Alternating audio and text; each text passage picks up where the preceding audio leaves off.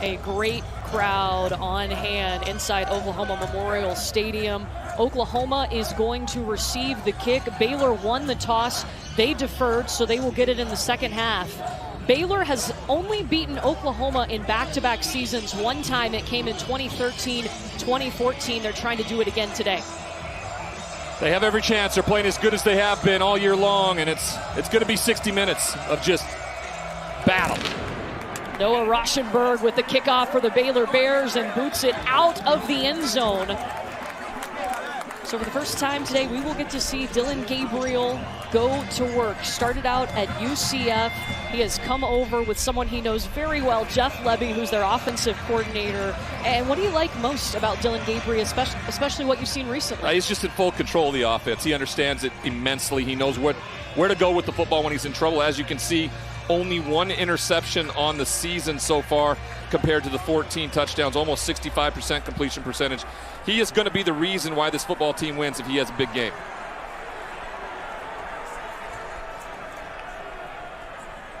Immediately hand it off to Braden Willis, the do-it-all tight end, one of the main leaders for this Oklahoma group, and he takes it to the 31-yard line. Tackled by Gabe Hall. We may call his name a lot. Gabe Hall is definitely an impact player for Baylor. Yeah, player of the week last week in the Big 12. Has underperformed, according to Dave Aranda this season, but expects a lot from him. Quick toss out is their motion guy. Excuse me, that is Drake Stoops, number 12 in crimson, and he was stopped by Lorando Johnson. Yeah, Lorando Johnson just, he identifies immediately and then just goes. And it's been difficult to get Stoops down to the ground when they're on the perimeter. He does for a tackle for loss. Yeah, he's a guy that they trust big time. Talking about Drake Stoops, they trust him in multiple situations. Gray was running out of the backfield. Dillon Gabriel's going to go over the top, got the first down, and going to midfield is Braden Willis before he's met by Matt Jones. A 19-yard pickup. They're using Braden Willis, already 2 touches in this game on this first drive. Off play action, Gabriel with time, but now he's flushed and plenty of field in front of him. Inside the 30, steps out about the 25-yard line. A 25-yard gain. That's the different variable that Dillon Gabriel brings. Go straight man coverage across the board. No one is identifying with Dillon Gabriel. He notices it, he takes off, and all there is green grass. Doesn't take a hit, steps out of bounds, and picks up a huge first down. Gabriel still working with Eric Gray back there. Marvin Mims, their top receiver, is at the top of your screen. They'll send him in motion. And the handoff to Gray. Swung down at the line of scrimmage. No gain on the play. Garmin Randolph, who plays their jack position. That's a great call there. Watch him just stay put. Doesn't move and then uses his body to make a sure tackle in space. It's one of the most difficult things now in college football is tackling in space because they just don't have the opportunities in practice. And flags coming out.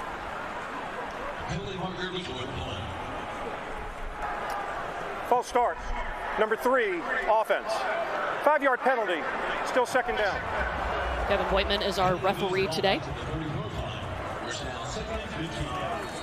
A.J. McCarty there starting at right corner for the Baylor Bears. He kind of acted like he was coming on a corner cat, and that got Jalil Farouk to kind of jump and get the offsides. Off play action, Gabriel will go ahead and dump it to Eric Gray. Trying to cut back inside. What a move. He certainly is shifty. A yard short of the first down, though. Takes it to the 16. That's exactly what I was talking about, Courtney, just to play before. Watch him in space here. He makes a miss. And I mean, Dylan Doyle's about as good as you get, and he still makes a miss and almost picks the first down up.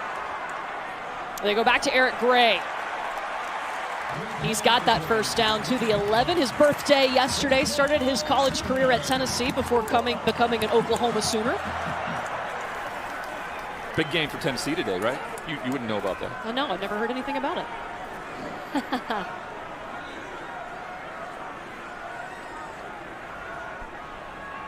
They stick to the ground game. It's got to be scary for a defense just watching Eric Gray, because The runner's forward progress was stopped before the ball came loose. Second down. he can cut and shift in so many different ways. No, he does a good job when he's parallel, when his shoulders are parallel to the line of scrimmage. But what Baylor does so well is their defensive line is big and physical, and they're disciplined. They hit the gaps they're supposed to. They're not out of position. So even if a guy's shifty like that, you know, he's not going to be able to go anywhere when everybody's in the right spot. You heard Brent Venables tell Torrey how important the lines of scrimmage both sides would be today, and that pass incomplete. Intended for Braden Willis, the tight end. Al Walcott in coverage. Good pump fake out here to the left, kind of pulls the linebacker, but it's man coverage, and you know, Braden Willis just it didn't look like he saw it, and Dylan Gabriel got that on him and pretty darn quick, though it was good coverage on the back end. So it's going to be 3rd and 9 from the Baylor 10-yard line. This time the back is Marcus Major.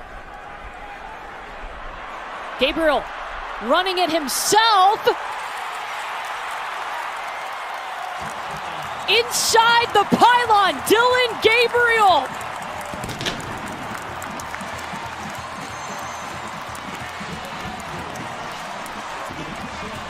What a run. I mean, he absolutely made a Baylor defender miss right around the 5-yard line and then steps into the end zone himself. It did not look from up here like he was going to score. It didn't look like he had the speed.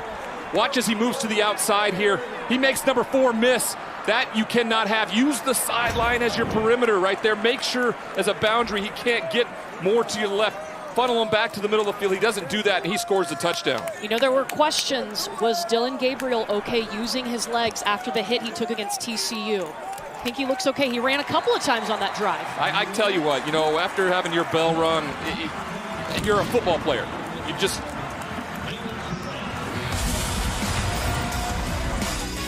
Dylan Gabriel makes the move in the open field, steps into the end zone.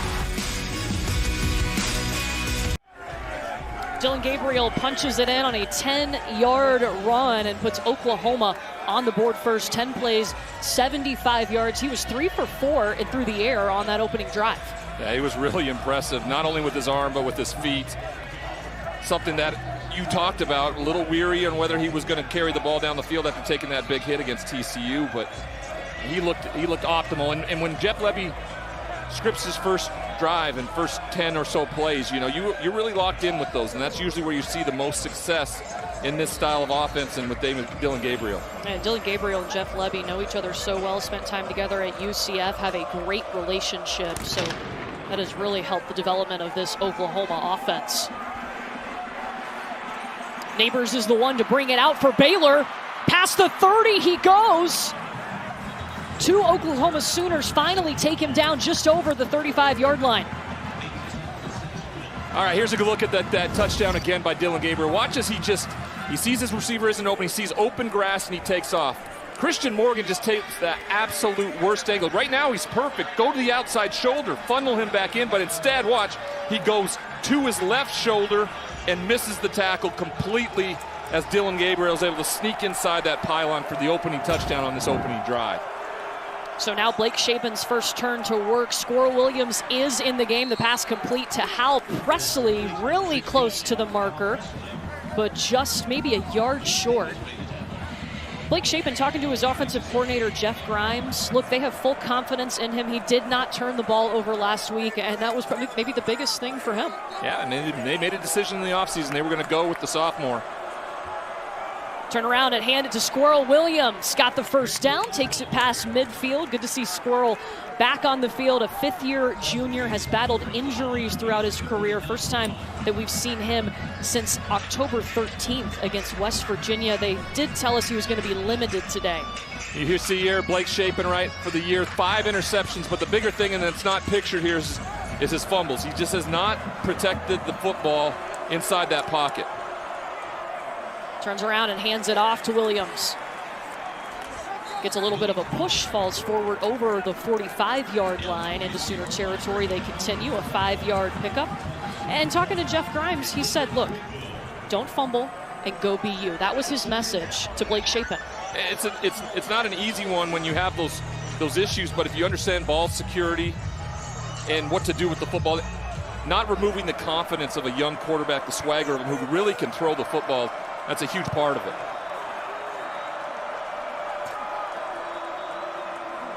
They fake the pitch out to Richard Reese. Over the top to Ben Sims. Bounces off one defender into another, and he's got the first down.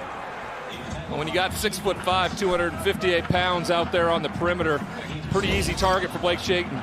Good fake, moves around and immediately gets the ball out to his big tight end who makes a guy miss and then picks up the first down to move the chains. Ben Sims, they've used him a lot in his 5 years at Baylor. He is first in career touchdown receptions by tight ends at Baylor history. For an injury. And looking at this Baylor team, they want to run the football. I believe I've heard pound the rock so many times this week that it's pounded into my brain, but we've already seen them rotate. Richard Reese has been in for a snap. Quaylon Jones coming in, Squirrel Williams. Maybe they don't want 36 carries for Reese like last week. This is Jones.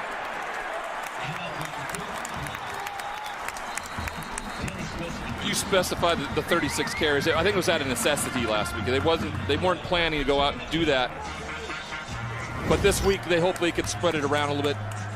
Good job of meeting him in the hole. That's Danny Stutzman. Cut hair and all.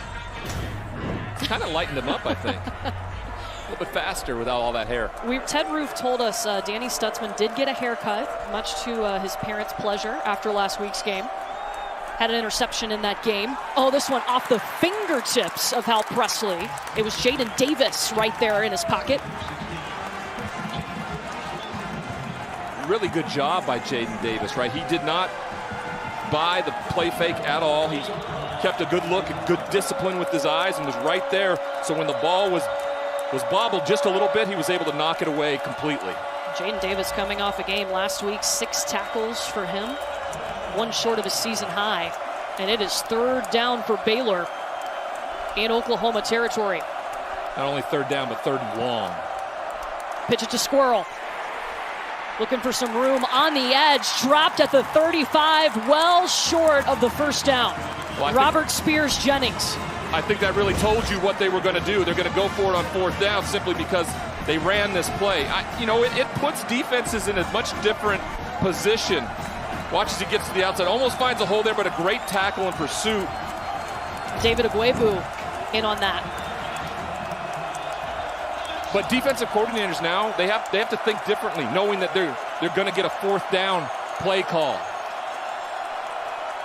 Quaylon Jones, the bigger back, is in the backfield with Chapin.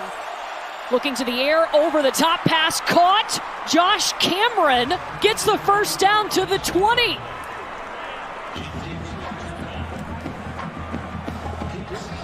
Just his 8th catch on the season. Yeah, that was it. 8th catch of the season. Fourth down, they go to him. Not only do they go to him, they go to him on an in-breaking route where he's got to reach out and use his hands really well. He brings it in. Jaden Davis almost is able to rip it out. What a big conversion on fourth down to keep this drive alive. And they've done it several times. 66% conversion rate on fourth down this season for Baylor. Ground game, Richard Reese to the 14. Tackle made by Key Lawrence.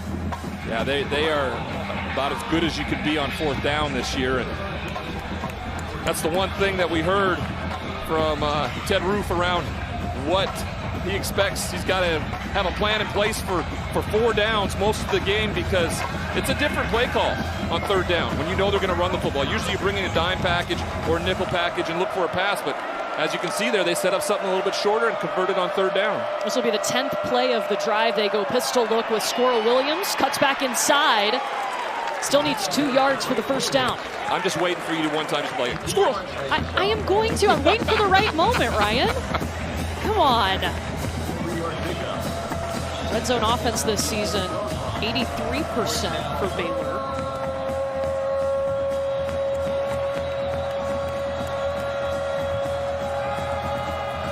Ball's at the 11. They need 2 yards here.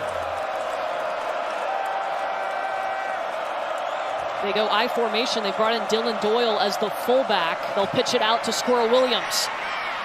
He's got it inside into the Crimson. Baylor with a touchdown.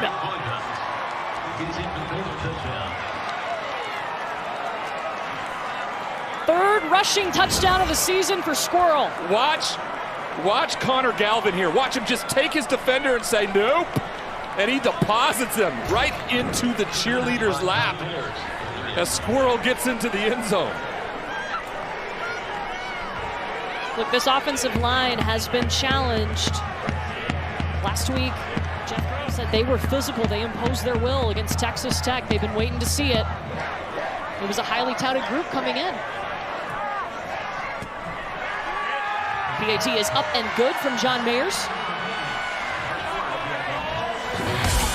Connor Galvin, the left tackle, says, hey, let's go for a ride and give some of the cheerleaders a pancake.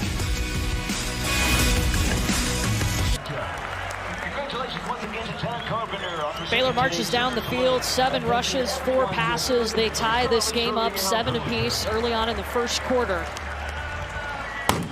Now Noah Rauschenberg will kick this thing off for the Baylor Bears. Courtney Lyle, Ryan Leaf, and Tori Petrie with you. This is a big game for Baylor.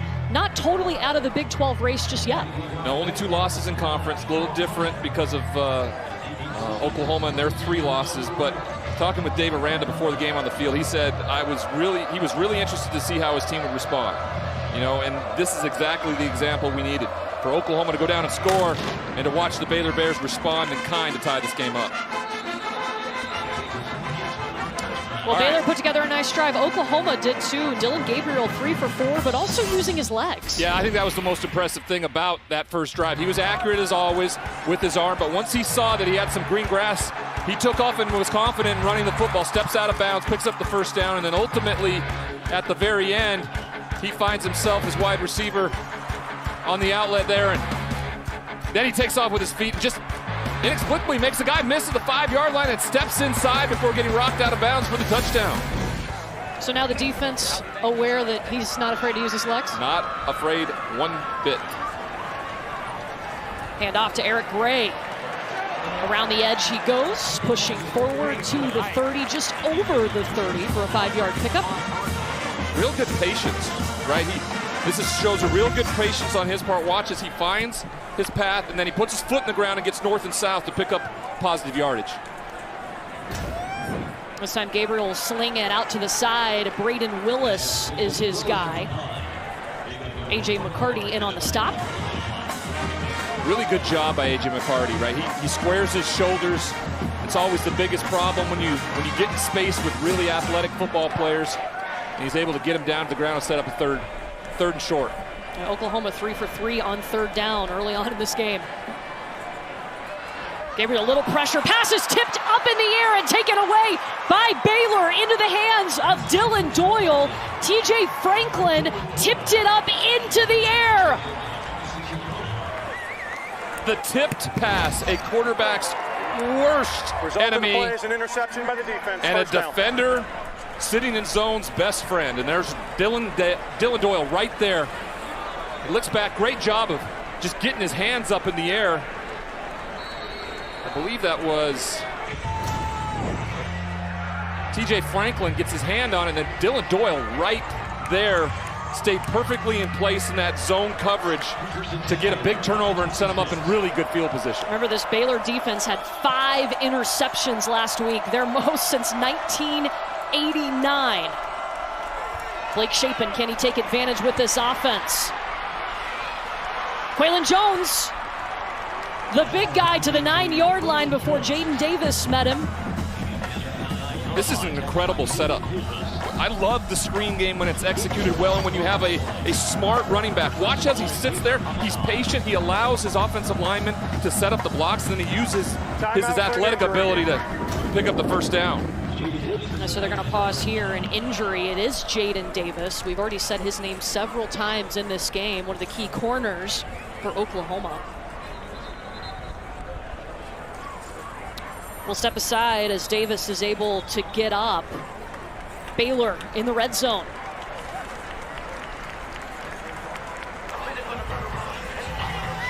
Jaden Davis was able to walk off the field. Tori's working on an update for us on him. It is Baylor ball, first down from the 9 in Oklahoma territory after a tipped pass. The interception by Dylan Gabriel set Baylor up in great field position.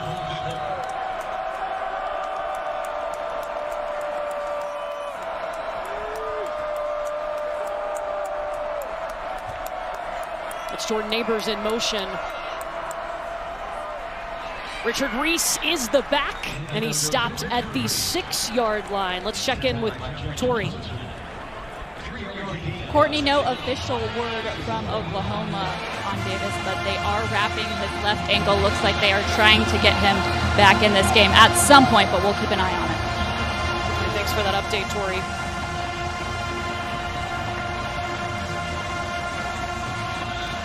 Been really impressed, Courtney, with Jeff Grimes in the way he uses motion in his offense. Neighbors. Touchdown. This is Jordan Neighbors, wide open field in front of him, marches in for the score. We just talked about the motion and how much that affects the defense with your eyes. You have to be incredibly disciplined with your eyes there. Of course, they weren't. Great play call. They run the reverse and wide open. Take another look at it here. Watch the motion, man. He just kind of comes underneath, picks off the outside guy, and everybody was over pursuing so much. Neighbors walks into the end zone. Baylor's got this crowd silenced. Got really quiet inside the Palace. John Mayer's on to attempt the PAT.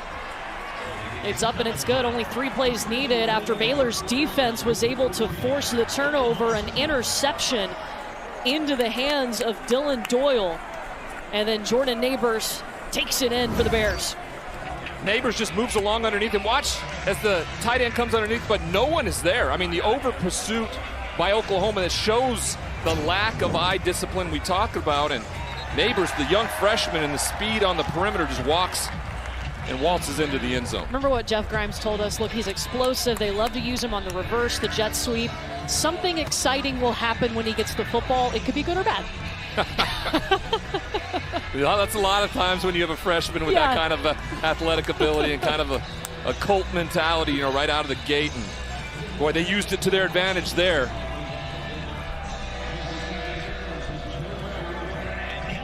Farouk and Freeman back for Oklahoma as Rauschenberg set to kick this thing off.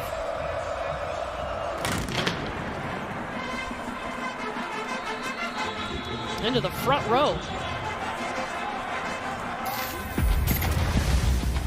I know we talked about Baylor's defense. I mean, my goodness, 3 quarterbacks for Texas Tech last week, and they all threw interceptions. 5 interceptions by this Baylor defense. Yeah, and they continue today with Dylan Doyle right off the bat getting another one. This is what changed that game late, because this game was a 1-possession game late in that football game, and the defense stepped up and made some huge plays to get the ball turned over. You cannot overestimate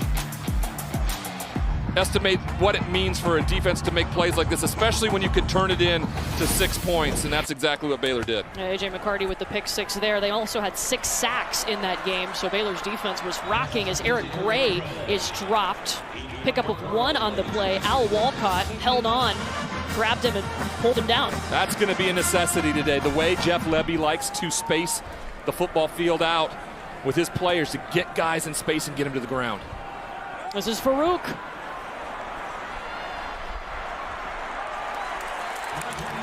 Dancing up the sideline, and he does get enough for the first down to move the chains. Well, that's incredibly impressive by Farouk. He just kept trudging along, right? He's about to get tackled for a loss, and he pushes himself down the sideline, stays in bounds, picks up the first down. Off play action, Gabriel back to the air, got a wide open guy. Guess who it is? Marvin Mims. He caught that one, no doubt.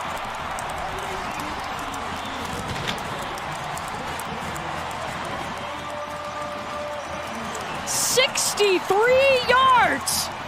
Play action fake, good job by Dylan Gabriel, uses his eyes, and then Marvin Mims just splits the corner and the safety in his all alone, perfectly thrown ball, outside shoulder, gently into the hands that you talked about, had a few drops last week, walks in for a touchdown. Yeah, a couple of catches last week. Marvin Mims wanted to have back. Jeff Lebby, the offensive coordinator, called him on Saturday after the game and said, we're coming right back to you. Zach Schmidt sends it up and good. Look at this ball game. You're going to get a bit of a shootout. You know what's great about when you go back to a receiver like that, you know he's the star. You know he's going to make big plays for you. And it's just, and another thing, it's easy to get on a guy, coach him hard after you win the football game. There's a positive. positive benefit there. Dillon Gabriel, play action fake, uses his eyes, and then absolutely throws a dime on the outside shoulder to a streaking Marvin Mims for touchdown. Third straight season, Marvin Mims is leading this Oklahoma team in receiving yards. He can tack on 63 more to his total. I mean, the speed, straight line speed is NFL worthy, and that was an example right there. A.J. McCarty, he settled his feet for one split second and gone. I don't know if he was peeking inside, saw the play action fake a little bit, but Mims ran right by everybody in that defensive backfield. Mims fourth in the Big 12 in receiving yards. He's ninth in receiving yards per game in the conference. Well, both teams have scored with just 3 plays on the last 2 drives. Well, both coaches known for the defensive prowess. So here we got a 14-14 game. So right now we're talking 63-63 and maybe an overtime bid. We'll see. It was so funny too because Brent Venables was asked, like, have you talked to Dave Aranda? He said, yeah, absolutely. We've talked before. I actually studied Baylor in the offseason about what they were doing, the improvements they made last year. So these guys know each other pretty well. Well, yeah, I mean, you steal from the best, and you watch Dave Aranda take over this job, and they won 2 games. And then the next year they go out and win a Big 12 championship. No, they win 12 games, a school record last year. Flag is down as Chapin dumps it off, but the pass is going to be complete to Quaylen Jones. Looking like a hold? Yeah, thrown in that vicinity. Holding, number 65, offense. 10-yard penalty, 3-play first down. That's the left guard, Micah Mazuka. He catches the blitzer, and he kind of stumbles, and when he does, he has a hold of the outside shoulder of Ugwebu, and he pulls him to the ground, and that's an easy call for the official right in front of him. That's the first penalty on Baylor in this game.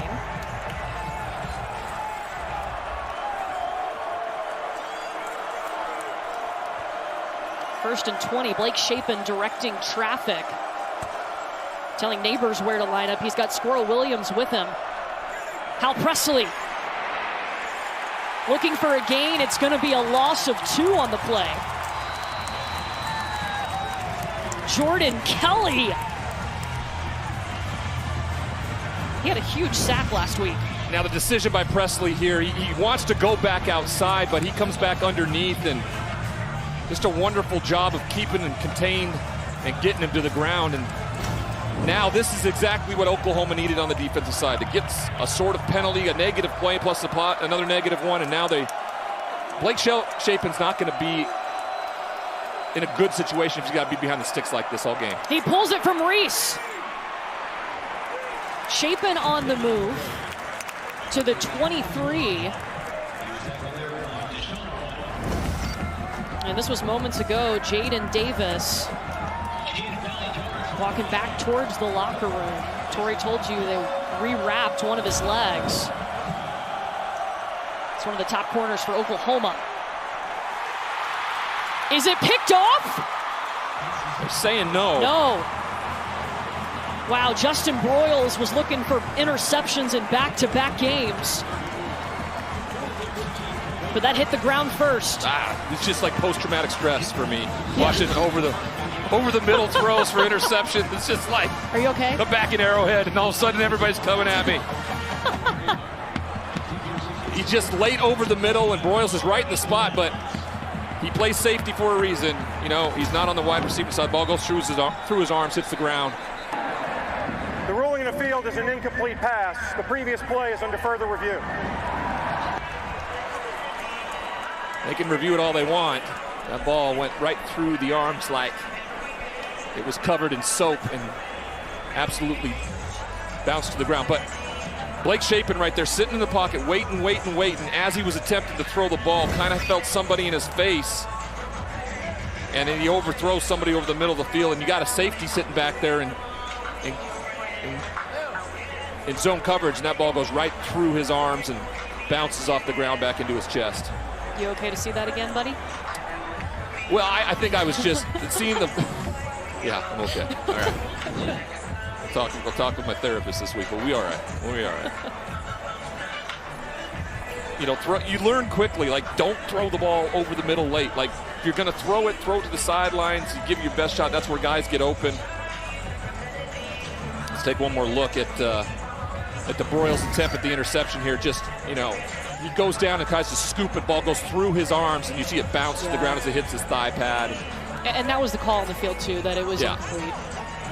I don't know necessarily what's taking so long, but you can see it just fly right through him, bounces off that knee, almost rolls back in from his knee to his chest there.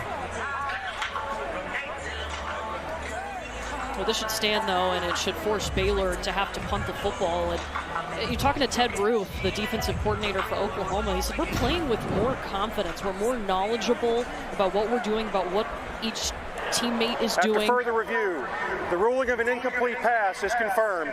4th down. You know, they had 2 bad games, and that kind of shook their confidence. So they went back to the basics some, and that's paying off. He sees a renewed confidence in this defensive group. He does. I mean, when you're out there and you witness, right, 41 points by Kansas State, 55 by TCU, and then 49 in that drubbing in the Red River rivalry, yeah, you have a kind of come-to-Jesus moment, probably with your staff and your players, and you try to figure out what's best. And kind of a get-right game a week ago against Iowa State, getting all those turnovers and holding them to 13 points. First punt of the ball game. Isaac Power for Baylor. Mims is back. He calls for the fair catch. And Oklahoma's offense will have 1 minute and 37 seconds left here in the first quarter. Already a 14-14 ball game. Dylan Gabriel, 6 for 8, 98 yards through the air, a touchdown and an interception today. He's also rushed for 35 yards and a score. Oklahoma with 161 total yards.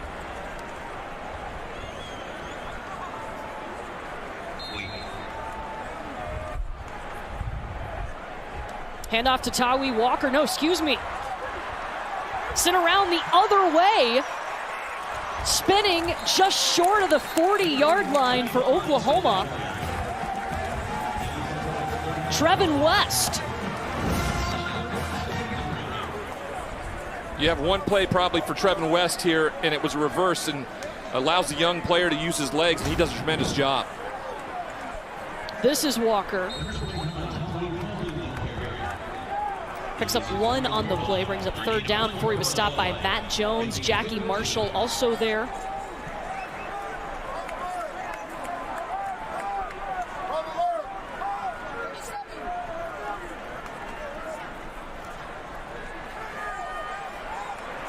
Walker gets another try. Baylor had a good chance there of getting him down to the ground before he could pick up the first down, but he's able to keep those legs churning and inch forward and move the chains. And now Oklahoma 4 for 5 on 3rd down today. Well, they've had all pretty manageable opportunities too, 3rd and 1, 3rd and 4, things like that. Gabriel will keep it, looking for somebody to help him down the field, and sends it into the dirt. Had Marcus Major coming out of the backfield. Pretty good coverage on the back end, though he had a chance with the coverage. This is going to be a good look at it.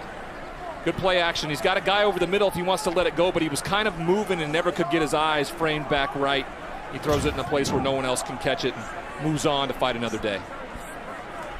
Willis in motion. Major dances around, picks up 1, 3rd down coming. Gabe Hall with the stop, and the clock runs down, most likely to the end of the first quarter.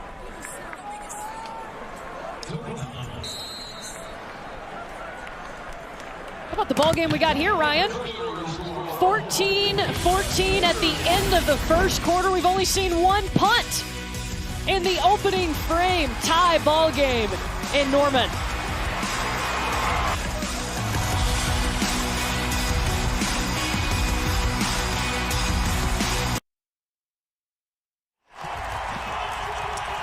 Big round of applause as Roy Williams is honored. He will go into the College Football Hall of Fame on December 6th in Las Vegas. An All-American, the Big 12 Defensive Player of the Year.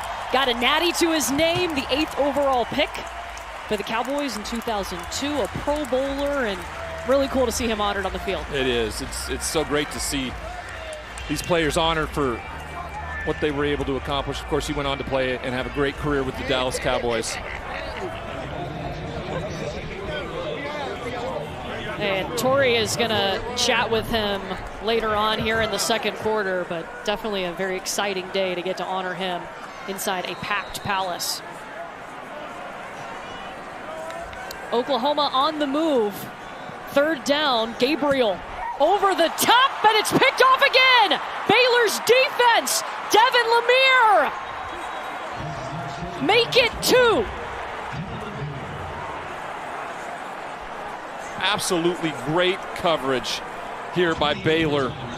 And then when you have good coverage like this, you don't just want to get one hand up, because when you do that, the ball gets tipped and you got that defensive player lurking back there in that zone coverage, and he's right where he needs to be to make that interception. And another turnover, and something Dylan Gabriel had only done one time up to this point this season. Now he's thrown 2 interceptions, both tip balls though, I will add. I don't know if there should be an asterisk for quarterbacks with those types of stats, but great coverage. Even better job on the defensive side. And flags come out as there was movement early. Bryson Jackson,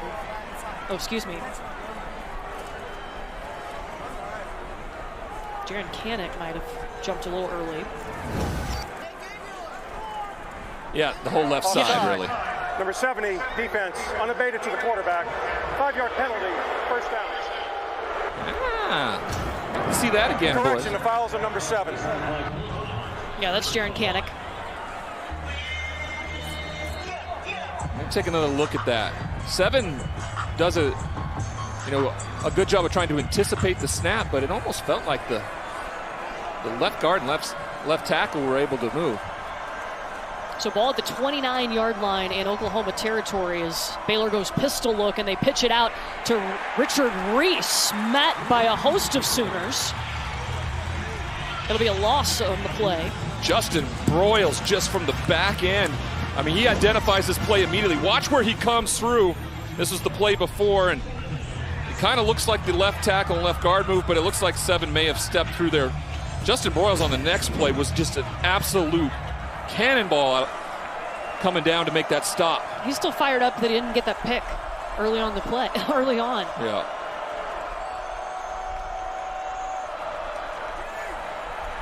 Chapin with some time, airing it out. The deep ball to the corner of the end zone, looking for Monterey Baldwin, who makes his return. Pass incomplete. Now we'll send it down to Torrey, who's standing by with Roy. Thanks, Courtney. You know who just caught that last one? That was Roy down here. I did. Roy, how does today feel, just being honored like this today? It's surreal. I mean, I'm very fortunate and blessed to be able to play in Sooner Nation and to be a part of such an elite group. The 1,058 people that have made it out of the 5.6 players that played. So I'm fortunate. I love Sooner Nation, love my team.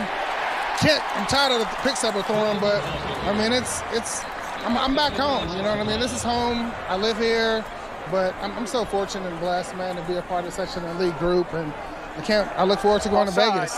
Thank you so much, Roy. Courtney. Thank you. In the zone at the snap. So cool. 5-yard penalty, replay third down. Pretty cool honor.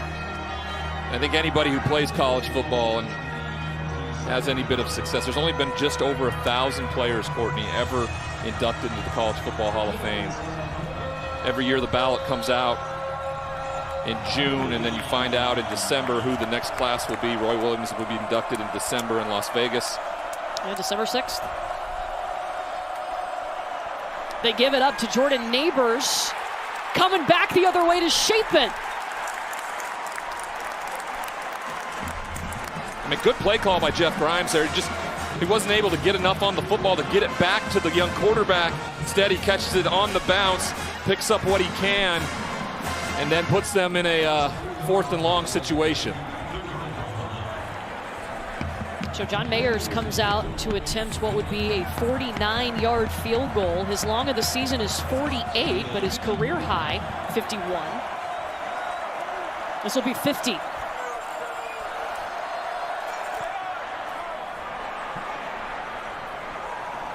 And it's good.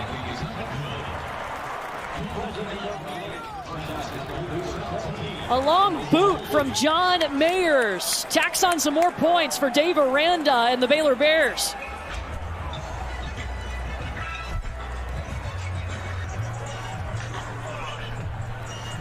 Officially a 49-yard field goal for John Mayers, and Dave Aranda's team up 17-14. A lot of that has to do with their defense. 2 interceptions picking off Dylan Gabriel, who only had 1 coming into the game. Yeah, they've been incredible. Not only getting some pressure on the quarterback, but also in the back end, staying disciplined with their eyes, staying in coverage in that zone. So when the ball is tipped, there's somebody right there in that zone to intercept it. Transition turned into points on both sides, 7, and they're 3 for the field goal. They had a whole conversation with this defense about effort a couple of weeks ago, and Baylor's defense showing a lot of effort here today. Look, Baylor is trying to beat Oklahoma in back-to-back years for only the 2nd time ever.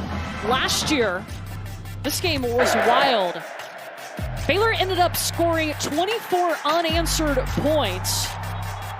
It was the first loss for Oklahoma. They held Oklahoma to 250 yards, the fewest under Lincoln Riley. There's a lot of things different about both these football teams, especially at the quarterback position, as you see here in Baylor. But that was the first domino in Norman last year. The loss, the tumble, Spencer Rattler gone, Lincoln Riley gone, Kayla Williams all to the West Coast for some sunshine and surf. Baylor went on to win 12 games, win the Big 12. Oklahoma takes it just short of the 30-yard line. Look, are you worried about Dylan Gabriel being able to flush that? He is an experienced guy, but 2 picks today. Yeah, but as a quarterback, Drake Stoops got the first down. as a quarterback, you know what they were. They were both tip balls. Yeah. Like, I mean, if you were making a bad read, if you threw a bad ball, that's a different thing. He's a pro. He'll bounce back. I mean, once again, Drake Stoops he makes guys miss. He's been really impressive with the ball in his hand on the perimeter and makes a couple guys miss and then finds his way to pick up a first down. Speaking of Stoops, big game Bob just popped in here. Just walked in, yeah. His dad, Bob Stoops, walked in, just came in the booth. Back to the air, no hesitation, but overthrows his intended target of Marvin Mims, who does have a pretty big touchdown catch today, 63 yards. Yeah, there's an example from Dylan Gabriel where he's just got to put more air underneath the ball, right? Just let it go. Let his young receiver who has that breakaway speed run underneath it. Instead, he puts it a little bit too much up on a line, and you have to be just too accurate when you have that kind of arc. So it'll be 2nd and 10 from their own 37. Ground game with Eric Gray. To the 41. See that helmet come barreling out of there? I mean. And there's a flag down, too. Personal foul, hands to the face, number 2, defense. 15-yard penalty, automatic first down. Number 56 may stay in the game. That's on Matt Jones.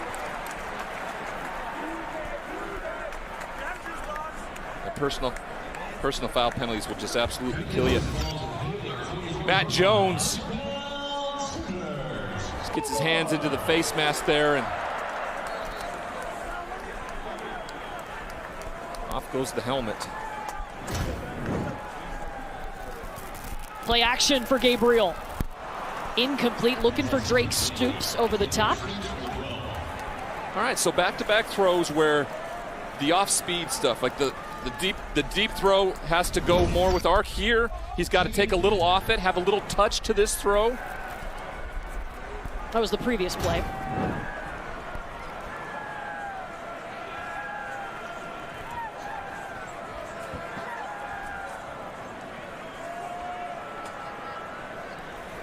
You got one-on-one down here at the bottom of the screen.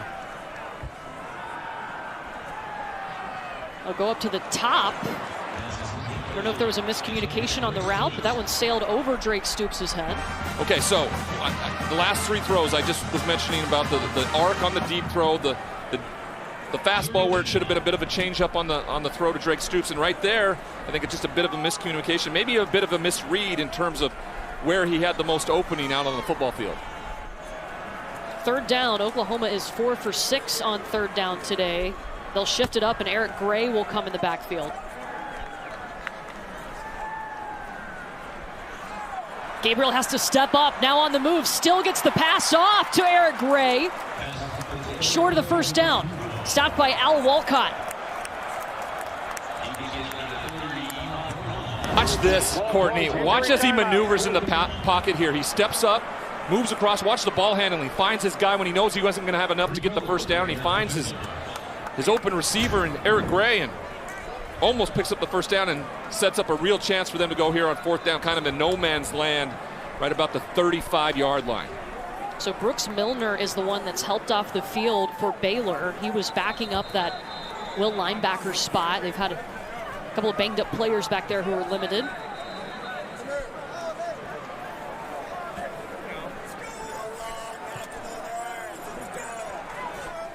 Fourth and 1.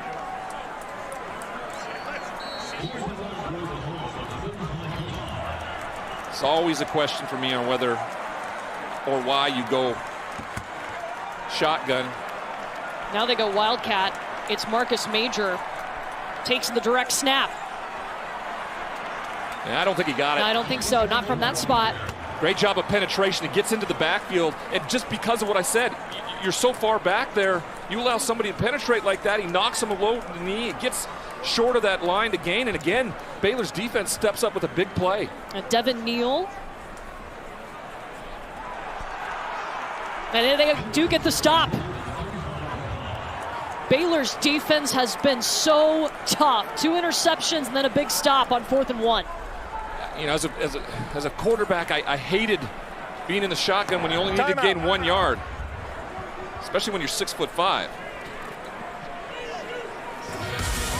A little step aside.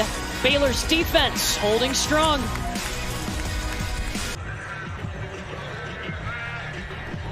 All right, here is the 4th down play. Marcus Majors is back there to get the football, and as he takes it, Conjal just isn't able to get to Devin Neal fast enough.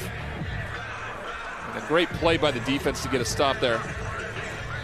Conjal just can't quite get low enough, can't flex those knees low enough to get to Devin Neal to make that stop, and Neal sticks his nose in there, is able to trip up Major before the first down marker, and once again, we talked about the defense is just standing up to every challenge presented so far this football game. Yeah, 2 picks and then a turnover on downs. Baylor's defense is feeling good. They'll hand it off to Squirrel Williams. He's had the most carries today. Wow, look at him go!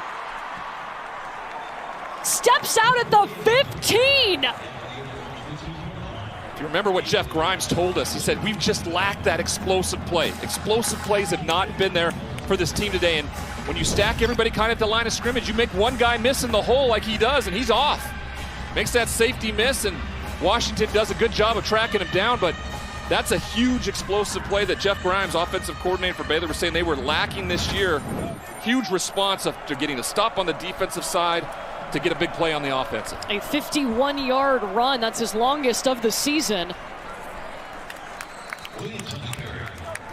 It was interesting talking to Jeff Grimes, who said, look, we're balanced. We don't have that superstar, but we've been super efficient on offense. That's kind of been our calling card, just not the explosive plays, but they'll take that one. Oh gosh, yeah, they've been looking for that, right? They've been asking for players to make, you know, exceptional plays, and that's exactly what they got, setting up another opportunity to score for the Baylor Bears. Yeah, Squirrel Williams with 7 carries, 79 yards. And a touchdown today in his return. Rich.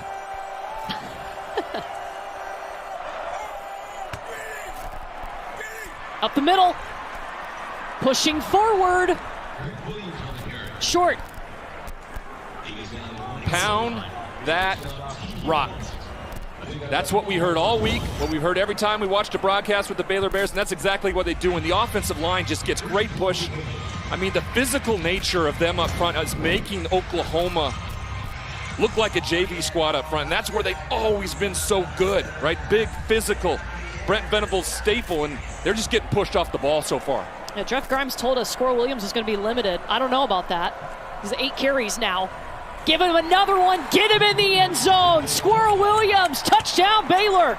Maybe limited being touched by Oklahoma Sooners, but I mean, they have looked explosive on offense, and that's what they were looking for. And Blake Shapen has to do much but manage the football game. Let the offensive line pound, and Squirrel Williams just walks on into the end zone to put them up by 9 points. Already 92 yards on the ground for Squirrel. Ground Squirrel. I love it. I love it, Courtney. His real name's Craig, and if you, just for the record. It just doesn't have the same swagger. It doesn't. No. Especially when you're running all over the Oklahoma Sooners, you got to have a nickname. And Squirrel's very fitting for what he's doing on this grass field today. Yeah, he has battled injury a lot of his career, but coming up big today. Remember, they got the big stop on 4th down. Yeah, huge play by Devin Neal to get into the backfield. Then they get the stop right before the first down marker, and immediately the first play after, Squirrel Williams goes for a big explosive play and then caps it off with a touchdown. Watch the hole just open up. The offensive line has just overpowered this Oklahoma defensive line, and it's really making them, it's owning them, I think is the best way to put it. They're just owning them up front. There was a lot of expectations on this offensive line coming into the season, and Dave Aranda and the team didn't feel like they lived up to those expectations. So they had a little conversation. There's been a lot of little conversations with both of these teams. Well, yeah, when you have those type of expectations and you hear the applause and you go out and you lose 3 games before midway through the season, where both these teams were expected to vie for a Big 12 championship, yeah, there's a come to Jesus conversation that has to happen. And I think both squads have done that. Don't get me wrong. Dylan Gabriel's the reason why this team has lost those games, because he's been out. But today he's a big reason why Baylor's winning it. That, along with the defensive line and how porous they've been so far. Well, Dylan Gabriel was injured in the second quarter against TCU. He missed the Texas game, but a struggle today through the air. 2 interceptions. That pass is complete. It's a beauty to Marvin Mims. If I get one-on-one matchups the rest of the way with Marvin Mims, I'm absolutely going to him every single time. Great job by Dylan Gabriel stepping up and hitting his big target on the outside. That's a 33-yard gain. He's already had a 63-yard touchdown today, and Gabriel just has to get rid of it as a Baylor Bear right in his face. It's Gabe Hall. Great job by Gabe Hall of not buying on the play fake, or on the pump fake. If you saw there, he pumps fakes, he stays on the ground. Great job stepping up in the pocket. He puts it perfectly on the outside shoulder, of course, of Marvin Mims. Picks up the first down on that big explosive play. 2 catches for 96 yards for Mims and a touchdown. Eric Gray shifting around, pushing forward. Still 2 yards short of the first down. You know, during the Lincoln Riley era here, the defense was always very good at bending but not breaking. And Baylor kind of has that feel to it. They may be able to go back and forth, but they tend to stiffen up and bow their necks when they need to. First down by Eric Gray. Moved the change before Gabe Hall met him. Good job using the motion, a little misdirection, and then Eric Gray just a good job of putting his head down and picking up that first down. That's the 11th first down for Oklahoma. Puts him inside the Baylor 30. Gabriel with some time and lets it fly. Theo Weiss was the only receiver near. There was a bit of miscommunication there. That play action fake was really to fool the linebackers and the safety, but Theo Weiss didn't do anything on the outside except kind of run a 2-yard turnaround, and Dylan Gabriel does the only thing there and just tosses it out of bounds.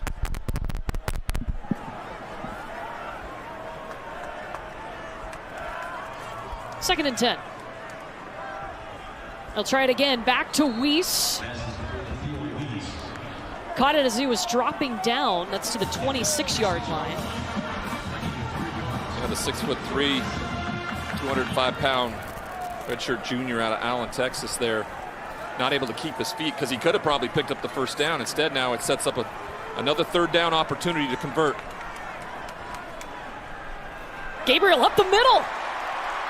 Faked it like he was going to throw it out to the flat and then said, nope, I'm taking it. Got the first down and takes it inside the 15. Great inside by Jeff Levy, knowing that the linebackers are going to move to that motion outside there on that fake pass. And he just plants his foot, goes forward, picks up the first down. Another good job by using his feet by Dillon Gabriel. That's how Oklahoma got its first touchdown today, a run by Gabriel. He's got Eric Gray to the 5. What makes Eric Gray so deadly is his ability to receive out of the backfield. He plants his foot again and finds his way over the football and almost scores. He's going to score right there. Great Flags response. come out.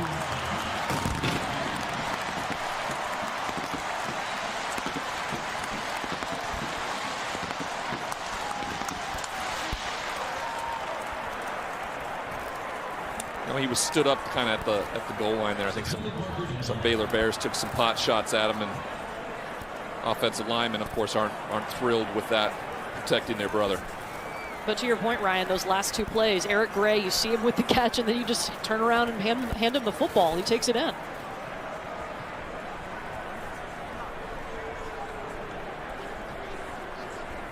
All right, here's a look at that touchdown where they discuss the penalty.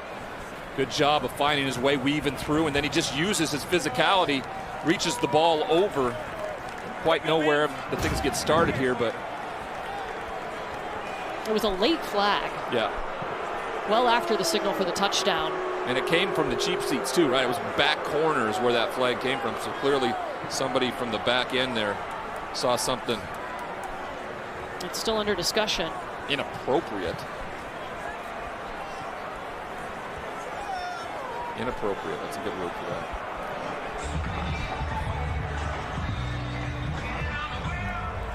Let's get some clarification here. The ruling on the field is a touchdown. After the play was over, flagrant personal foul, number 54 on the defense. Unsportsmanlike conduct, number 64 on the offense. The fouls will offset. Number 54 for Baylor is ejected from the game. This is number 64's first foul for unsportsmanlike conduct on Oklahoma. So that's Braden Utley, the defensive end, who has been ejected for Baylor with the flagrant. So you can't see really anything there. There's 54 on the top, and 64 comes down from the inside and looks like he kind of throws a punch. So he must have seen something that happened down in the pile. And there's some interesting things that happen in a pile, Courtney. I'm just telling you.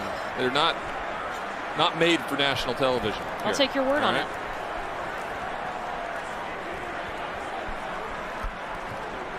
I think I used inappropriate a little earlier. I think that's a good vocabulary word for that. I think it was good. Yeah.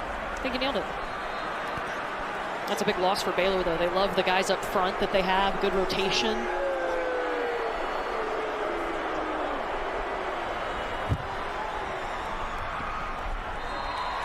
Schmidt's PAT is up and good. The 5-yard run by Eric Gray makes it a 3-point game here in the second quarter. Baylor on top, 24-21.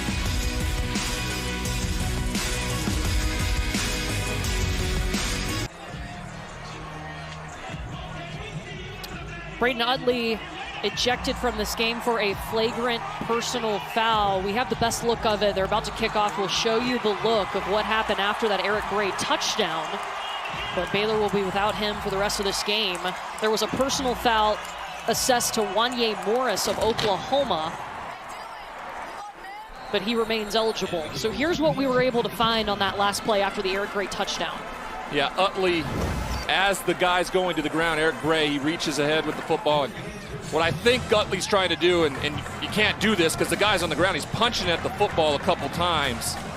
But Wanye sees that from the other side, and he comes running in, and he punches Utley. And then it's a free-for-all. So the officials threw the flag when they saw the 2 punches thrown, and ultimately the retaliation by Wanye Morris, and there you have it.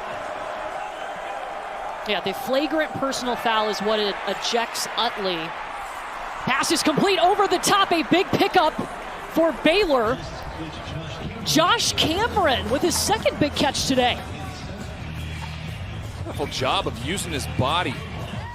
When the ball was thrown behind him, Chapin hit just as he's letting it go. Get him turn and use those hands to grasp the football and reach it into his body right in the middle of that zone.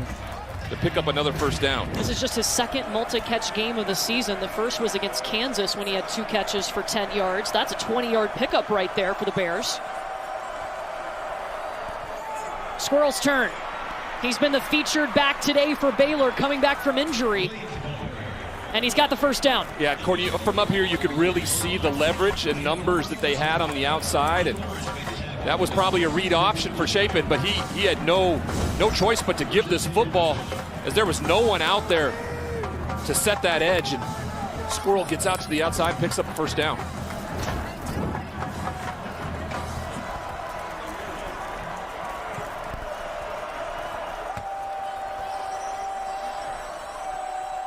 Over 100 yards on the day for Squirrel Williams. We fake the pitch out. Roll out and throw it to Kelsey Johnson, who is stepping in for the injured Drake Dabney. And he's pushed out by Key Lawrence.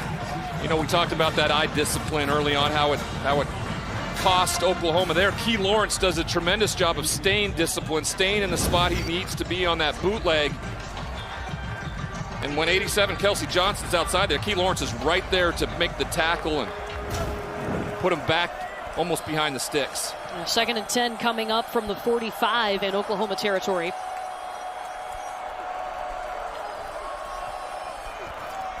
Squirrel cut back to the inside, leaping forward, but will be marked short of the first down by a yard.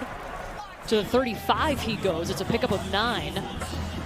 Jeff Grimes was brought in here a couple years ago to institute this type of running attack where they have large splits on the offensive line, and it allows for that kind of spacing where the defensive end has no choice but to commit to the quarterback in a run option look, and just a big hole for Squirrel to bounce through and almost pick up the first down, sets up a 3rd and short. He's already got a season high in this game with 112 yards. Just short off of the fingertips of Josh Cameron. Courtney, what a great play call. And this is kind of the thing Jeff Grimes talked about, Blake Chapin and his inability to execute. He's not able to set his feet and get the ball out to the wide open Cameron, who may have scored. He had a blocker down the football field, but he has to try to stop, and his momentum just carried him away from the football.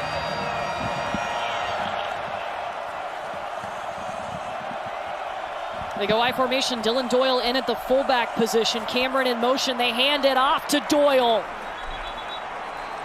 Should be good to move him. Yeah, just enough. Just enough. Another 4th down executed play. They're going to be the #1 team in the country before we know it. Started this week at 18th in the nation at 67%, and now 2 for 2 so far today. And Jeff Grimes loves being able to use Dylan Doyle, who's their middle linebacker as well, but a great fullback. They got lucky. He runs right into the back of Connor Galvin, that big left tackle, and well, luckily enough, he's able to force his way through and pick up just enough for the first down. He said he's really physical, and we saw it there.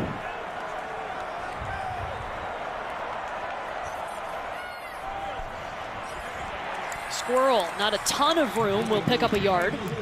Stopped by Jordan Kelly.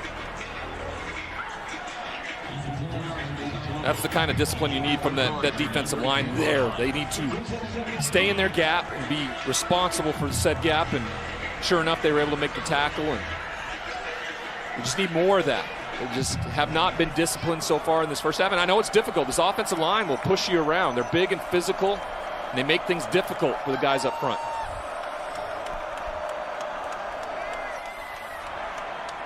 Chapin, picked off. Oklahoma has it. Sooners return the favor. A pick by Billy Bowman. They are so glad he's back for the 2nd straight game. First down, Oklahoma. Wonderful job of staying disciplined back there. Billy Bowman sitting. Immediate timeout.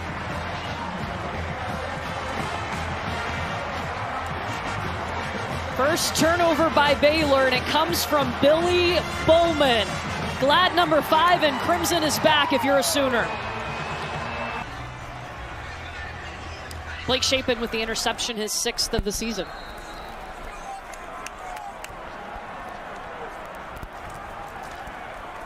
Picked off by Billy Bowman. And now Dylan Gabriel is going to roll out and complete the pass. The first down is there, and Oklahoma will move the chains with Farouk. All right, let's go back to that interception. He steps up in the pocket, but anytime you're thrown over the middle there, you got to be accurate with the football because you have that safety sitting right in the backfield, defensive backfield, and he's right there on the spot to get it. If you're not accurate with that throw over the middle, and it cost him. Eric Gray on the handoff. Back inside, gets a couple more because of it, and takes it to the 36-yard line. Stopped by Garmin Randolph. This game's kind of been like both this team's season, right? It's just been up and down, and there's been ebb and flow and adversity to overcome, and I love how Oklahoma's responded after getting down by 10 points. They fake the handoff to Willis. Gabriel calls his own number. Tripped up around the 40-yard line, short of the first down. 5-yard pickup. Oklahoma 6 for 9 on third down. Gabriel stops, plants, completes the pass. Jalil Farouk. Farouk does a wonderful job of just posting up, giving his quarterback a target where he can put it right to him and move the chains. Oklahoma will try to move a quick bit faster here. Oh. Was that picked off too? Yep. Christian Morgan. Another tip ball. 3 times now Dylan Gabriel has been picked off. Defender's best friend is that tip ball. The ruling on the field is an interception by the defense. First down, Baylor. And Marvin Mims was open down the field. Dylan Gabriel get kind of a earful there on the sideline. He's able to set his feet and let it go right there. Mims has him beat. Instead, he throws kind of off kilter, off balance. Wonderful job by the defender to go make another tip. Lorando Johnson, he makes the play, and another interception and another turnover for Dylan Gabriel, right? 1 on the year coming into this game, and now he adds 3 to the mix, all on tip balls from this defense. 3rd interception of the season for Christian Morgan to lead Baylor. Their 3rd of the game. That's really allowed them to hold on to this lead. Ben Sims was thrown down, did not catch the football. Not sure if the defender could see that he didn't catch it. Yeah, I think that's what the official saw there. He couldn't tell whether or not Ben Sims held on to that football as he tossed it to the ground. You know, talking about Blake Shapen, the coaches have told us he's internalized some mistakes and some losses. We saw him throw that interception. How do you shake it off? Well, I mean, you just do as a quarterback. You Ted Lasso it. You goldfish it.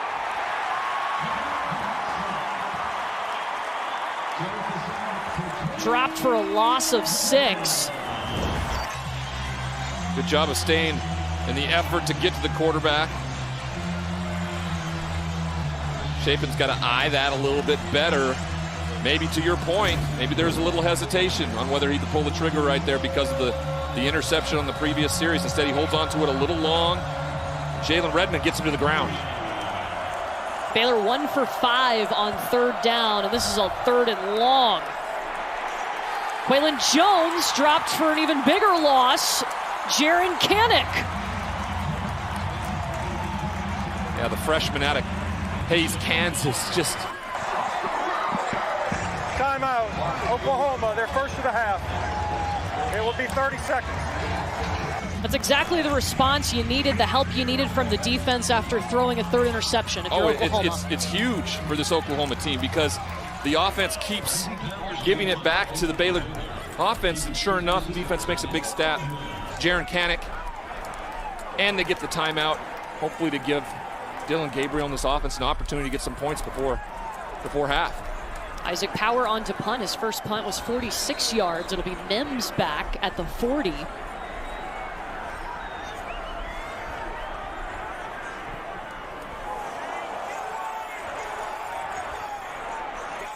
Bounces into Mims's hands. Dragged down short of the 45.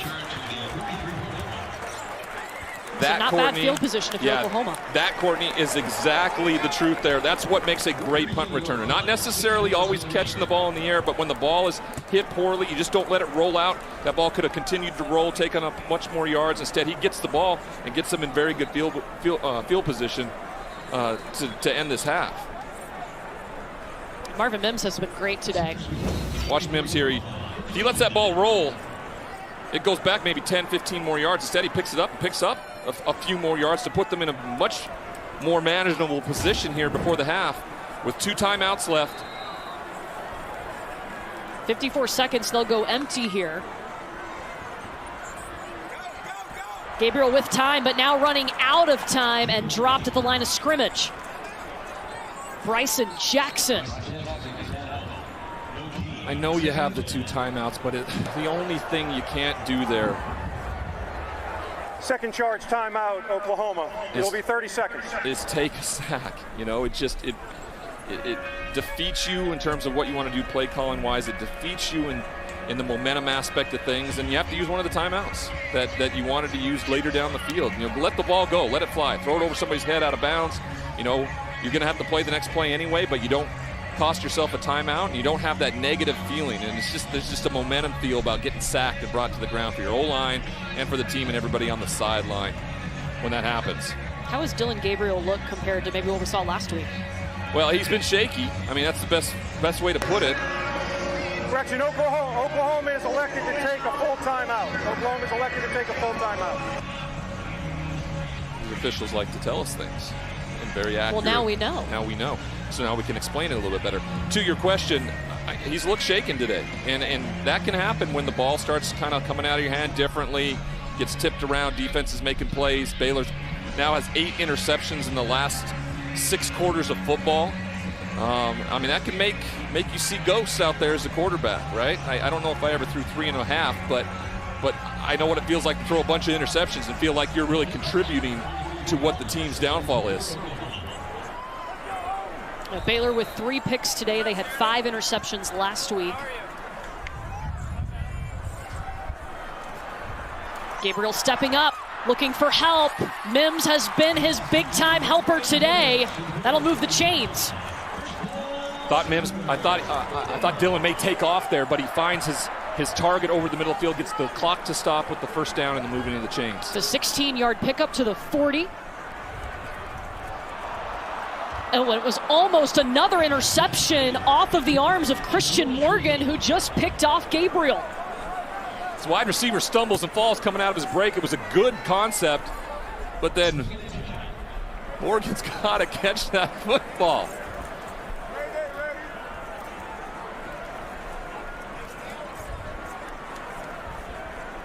Let's see if Oklahoma takes advantage of that mistake by Morgan and the Baylor defense.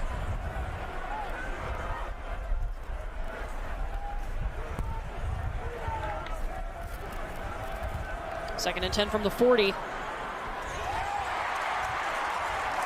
That will move the chains. It's complete to Farouk.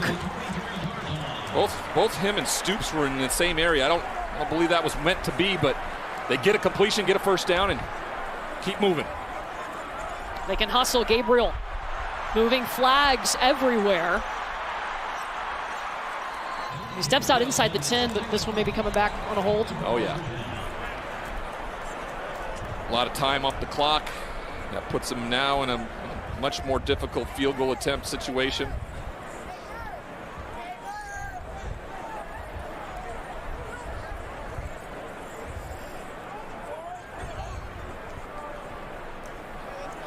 There are 2 fouls in the play.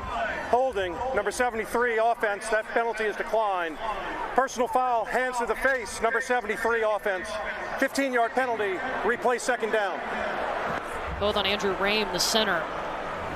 Rame said, I'm just going to get it all. He gets his hand to Dylan's face and then just... Correction, it's first down. Keeps on pushing, now moves him back and sets up a 55-yard attempt with 5 seconds left in this half to tie it up. And this would be a career long for Zach Schmidt. His career high is 46 yards. His season long is 44.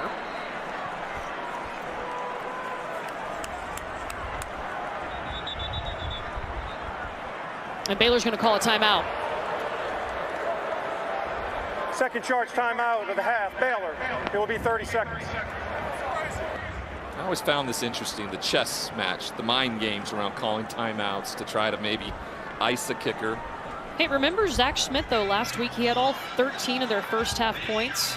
2 field goals, had the touchdown reception from Michael Turk, the punter, who's the specialist of the week in the Big 12. So he's clearly the guy that you want to try to score this week. Like Just giving a little love to the kicker, okay? I know how you feel. I love kickers. Come on, man. I don't really love kickers. If he makes it, I like him a little bit more. And if I'm a Sooners fan, I'm loving it. This will be a 55-yard attempt. It would be a career long for Zach Schmidt.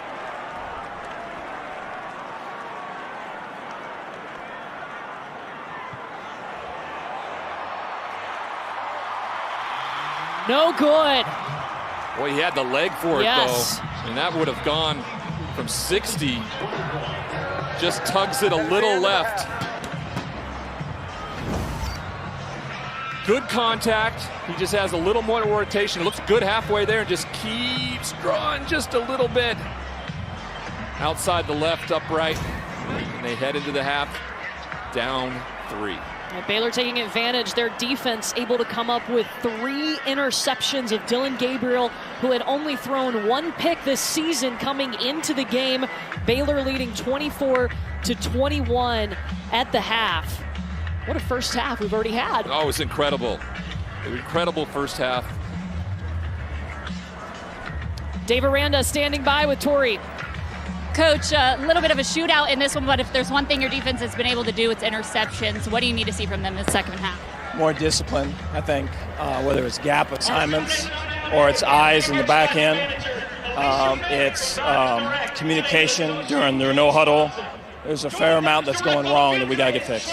We weren't sure whether Squirrel would be able to do too much in this game. Looks like he's doing fine out there. What has he been able to add to your game plan? Energy. I think when everyone knows Squirrel's story and what he's been through, and for him to continue to come back from whatever obstacle that meets him is inspiring, and I'm glad he's with us.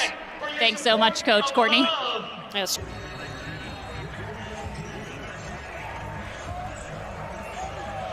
Ready for the third quarter here in Norman. Courtney Lyle, Ryan Leaf, and Tori Petrie with you. 3 picks by this Baylor defense help them take this lead into the locker room, and Baylor will get the ball first. Take a look at the first half stats. Oklahoma dominated total yards, but the 3 turnovers crushed them. Yeah, the 3 turnovers resulted in 10 points on that side of things. And, you know, Dillon Gabriel's just got to get with Jeff Levy at halftime and figure it out in the second half. They cannot afford to keep turning the football over because they're in this game. I mean, it's not like Baylor's run away with it. They have every opportunity to win this football game in the second half. So Blake Shapen and company set up shop first. It's Jordan Neighbors down the sideline past the 50, tripped up at the 45 in Oklahoma territory. You really can tell what the coaching staff thinks when they come out with their script for the second half, and they just felt that they could get some of those over-pursued plays like they did on the touchdown by Neighbors. This time they do it in the open field, and he just breaks for a big explosive play. And Oklahoma is taking a look at Key Lawrence. Tori, what did Brent Venables have to say coming out of the locker room? Courtney, coach told me that he told his quarterback, hey man, you just got to settle down. He's trying to play to the win too much. They don't want him to worry about that. They just want him to be himself. They feel like he can throw BBs all day, so they just want him to be able to do that. They also talked about their defense and what they need their defense to do in the second half. They just said they want more discipline. He feels like that they have been giving up those interceptions. He said, all due respect, but we feel like those were mistakes on our part, and we can fix that in the second half. Courtney? We talked about the discipline pretty much all half. I think I mentioned that word a bunch on the defensive side of the football for Oklahoma, and right off the bat, first play, discipline, right? Not looking with your eyes, but being fooled with the misdirection, and that's why Neighbors gets away for a big play. And so what's bothered them throughout the first half, rears its ugly head immediately to start the second on defense. It was a 32-yard pickup for Neighbors. Key Lawrence is able to walk off the field on his own. Tori will try to get us an update on Key. Over the top, Josh Cameron, first down. 2 big plays for Baylor. And Cameron's been really special already today. 3 catches. They find him over the football. There must have been something in film that they saw that they could take advantage of. A little delay by Cameron there. Stutter steps his way to the middle of the field, and Chapin puts it on him for another first down. Remember, Josh Cameron had 7 receptions coming into this game.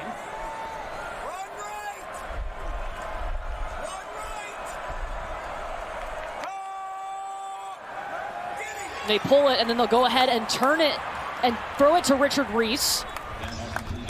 Are you surprised we haven't seen Reese with as many carries or just as many touches? It's been Squirrel Williams with 12 carries today, Richard Reese with just 3. Well, when you got capable guys in the backfield like that, you kind of roll with the hot hand, and Squirrel Williams has been that hot hand so far in this football game. That was a unique play action fake to him as they run a run-pass option look, and then toss him the football to pick up a few yards. Now they'll bring in Quaylen Jones as the back for Blake Chapin. Handoff goes to him, cuts back inside over the 20. Still short of the first down by about 3 yards.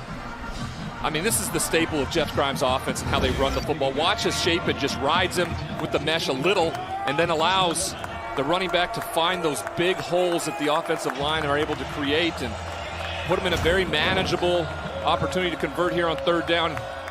I would suspect they're in a situation right now where they would go for it on 4th down if they don't get it. This is Quaylen Jones. They don't have to worry because they got it, and he's still going. He is their bigger back, and he's finishing forward better. Well, I bet during halftime when coaches are making their halftime adjustments that Jeff Grimes talking with all his staff, they said, we're just owning the line of scrimmage. Let's continue with that here on the first drive, and that's what they've done. Offensive line has a good get-off, pushes the defensive line back 4 or 5 yards, and they're able to get another first down. Brent Venables told Tori at the start of the game the lines of scrimmage would be the deciding factor in this game. Well, it definitely has been the deciding factor so far, right? It's only 24-21. It's not like it's a blowout here, but the explosive nature of what Oklahoma has done on offense has allowed for Baylor to kind of control more on the more physical side of things up front. And it's just, you know, if you're a Sooners fan out there, it's got to be incredibly frustrating hearing me talk about it over and over again. They go under center and they toss it over to Squirrel.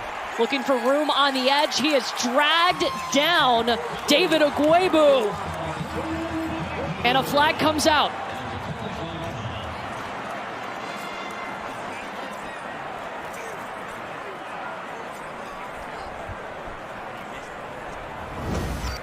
Great job by Ogwebu as he chases him down.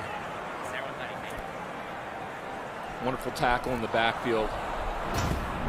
There's a little extracurricular there. After the play was over, personal foul, unnecessary roughness, defense number 94. At the distance to the goal line, automatic first down. Number 55 may stay in the game. That's Isaiah Coe for Oklahoma.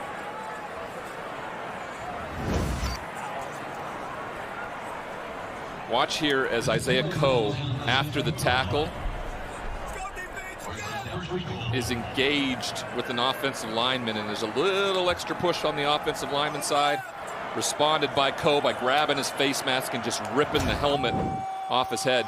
Can't have that happen. Squirrel Williams. Oklahoma's defense ready for him.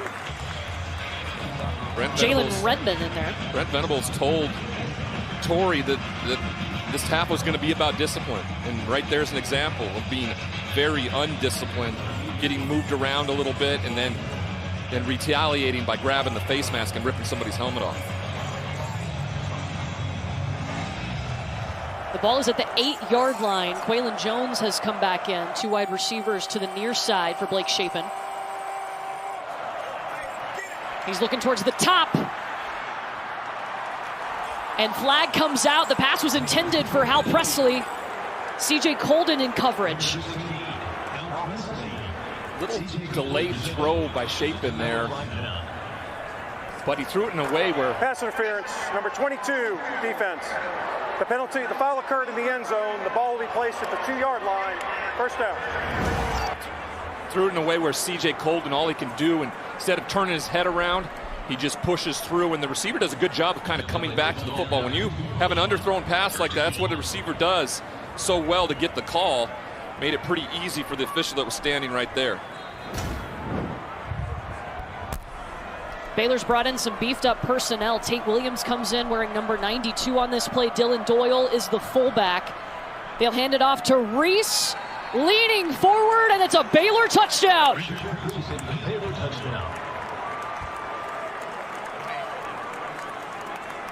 Absolutely dominating drive coming out at halftime. Great halftime adjustments on the offensive side of the ball for Baylor. They just imposed their will all the way down the field. Dylan Doyle leads the way, and then Richard Reese, who we haven't seen too much of today, uses his ability to get low and get into the end zone.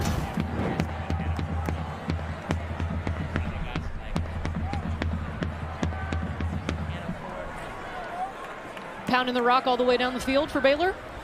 Pound the rock is a good phrase right there. This team has been really good all day running the football. Richard Reese with a touchdown to open the second half. They take a 10-point lead as the Baylor Bears roll on the offensive side of the football. A 9-play, 75-yard drive down the field gives Baylor a touchdown to start the third quarter. They now have a 10-point lead. Oklahoma will send Farouk along with Freeman back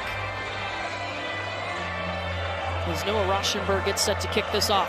Last time they were down 10, Oklahoma responded with a big drive. Let's see how they respond here. Farouk wanted to take it out, but he's going to take a knee. Dylan Gabriel, 3 interceptions, came into this game with 1. What stood out to you about his first half? Well, I feel like he was just a little hesitant in some of his throws, and he felt the pressure and made some decisions there. All 3 of the interceptions, you got to understand, were all tipped too, right? Good defense there, able to get the ball tipped into the air and right on the spot to make the interception. This one was an ill-advised throw. He should not have let it go that way. The wind dictated a little bit, and sure enough, Morgan gets the interception. 3 of them in the first half. I questioned whether I had 3.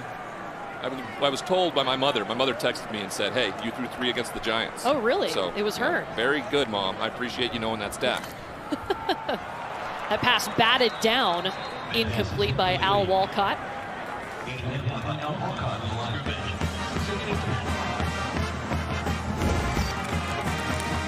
Good play action, but Al Walcott's not fooled at all, and he just uses his big mitt on the right hand there to knock the pass down. Just sluggish feel to Oklahoma to start the second half offensively and They call on Eric Gray. Falls forward to pick up with 2.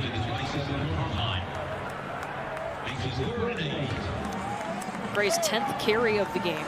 This is a huge play right here. Like, if they don't get off the, if they don't keep this drive going and Baylor's able to get off the field, that's going to bring some pressure here, man coverage. They go empty, and when they needed a big play, they've gone to Mims today. He is at the top of your screen, number 17 in crimson. Look at the middle of the field there, Courtney. Remember that quarterback draw a little bit earlier for Dylan Gabriel?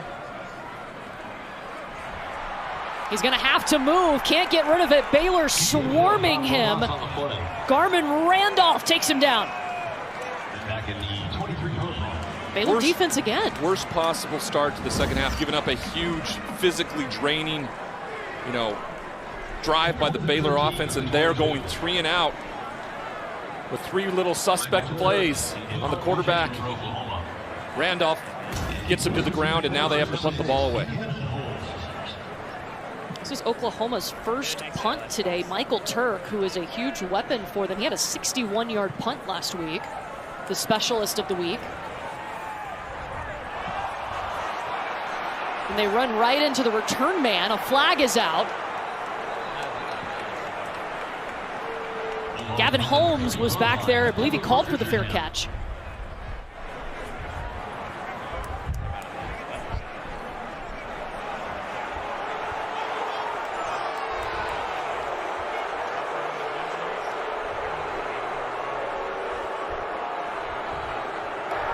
Kick catching interference, number 24 on the kicking team. 15-yard penalty, first down.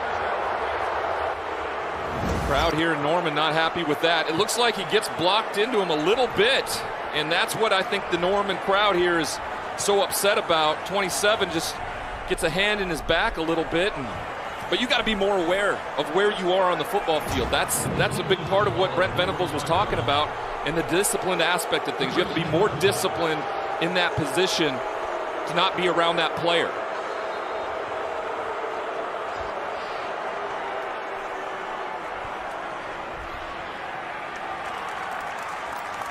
And now goes to Craig Booth.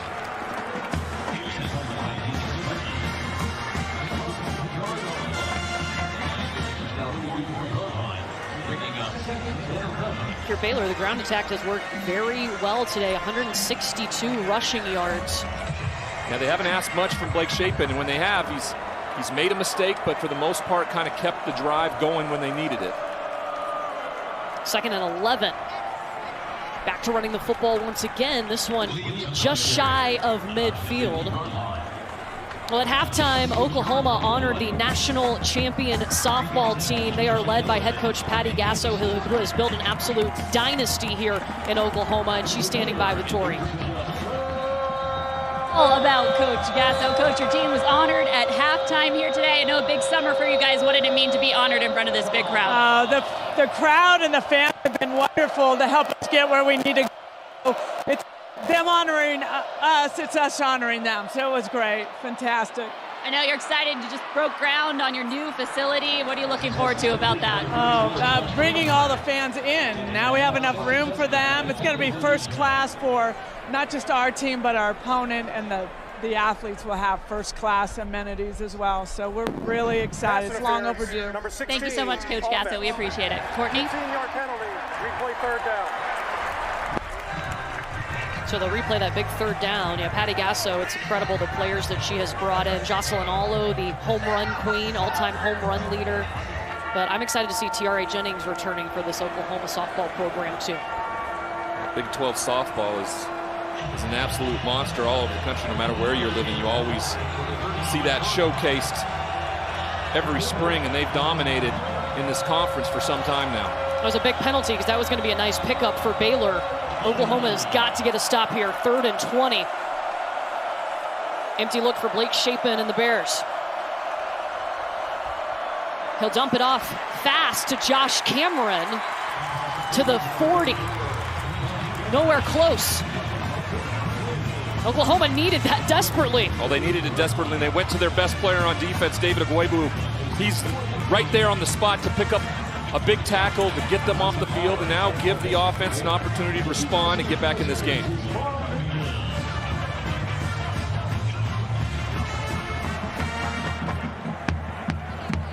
Isaac Power on to punt. Mims is back for Oklahoma.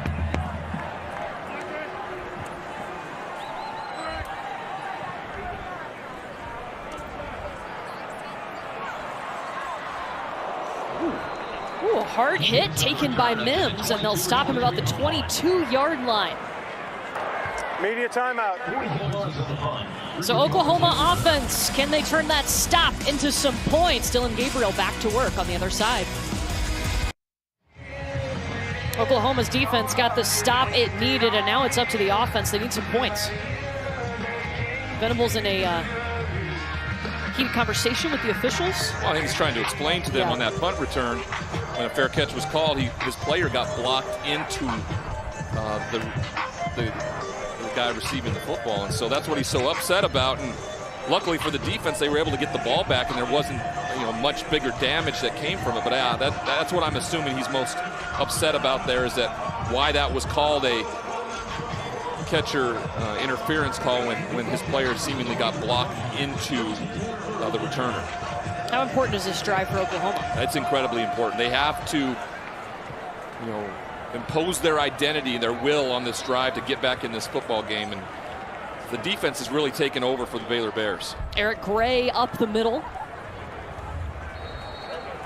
to the 27-yard line. His 11th carry of the game. That puts him over 40 yards. He's coming off back-to-back 100-yard rushing games. Here he goes again with some space to wiggle and work to the 36. That moves the chains. And when you move the chains in Jeff Levy's offense, you go quick, you go tempo, you get the defense off kilter just enough and then allow Dylan Gabriel to hit a big shot down the field. They'll stick with Gray. Another nice pickup. Eric Gray rolling right now. You know, I had Oklahoma a little earlier this year versus Kent State, and there was a struggle. There was a struggle in the first half. They probably should have been down 3-0. They got a quick score with Mims at the end, but there's some similarities here with that offense and what they need to get going, and that's the guy they need to get going with. Mims, the completion, catches it, but 2 flags come out. Christian Morgan was in on the coverage for Baylor.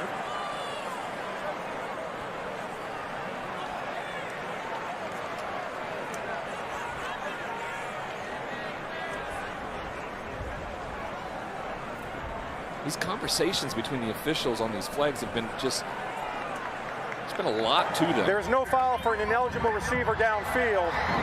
There's a personal foul, face mask, number 4, defense. 15-yard penalty, automatic first down. And that is on number 4, Christian Morgan of Baylor. Well, I think the discussion was whether or not Mims was behind the line of scrimmage, if that's what they were looking at. But of course, the face mask right there, the official who throws the flag, he's behind Mims, so he doesn't, and you can't tell that he's behind the line of scrimmage. That's why there's no penalty for linemen downfield. Willis in motion. 4th handoff of this drive, and it goes to Eric Gray. If it's working, go back to it. Well, that's what I thought that needed to happen to start this drive. They needed to find an identity, and it certainly hasn't been Dylan Gabriel today, who's really been the answer for them offensively all year long. But Eric Gray, letting this offensive line kind of build some confidence, move around the defensive line for Baylor, kind of get the same feeling that offensive line for Baylor feels when they're up against this Oklahoma defensive line. Marcus Major is in now. They'll let him try. Is there room on the edge? Down the sideline, you bet there is.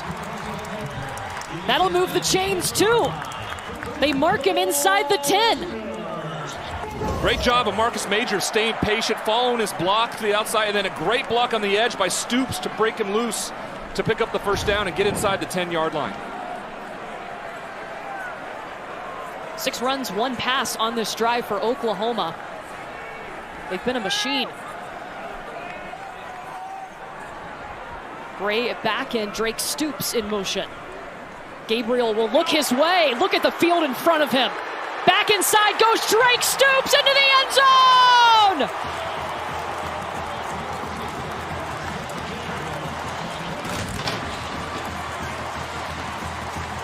Oklahoma had to have a response.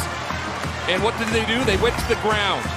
And here they get their favorite perimeter wide receiver, and Drake Stoops on that edge. He makes a guy miss and strolls into the end zone to bring this game to a 3-point deficit.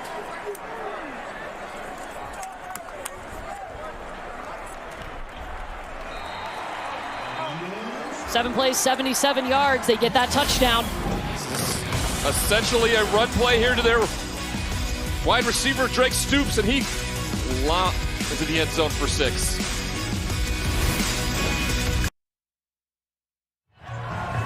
The drive that Oklahoma needed. 7 plays, 5 of those on the ground, and they're able to send it in the end zone by Drake Stoops.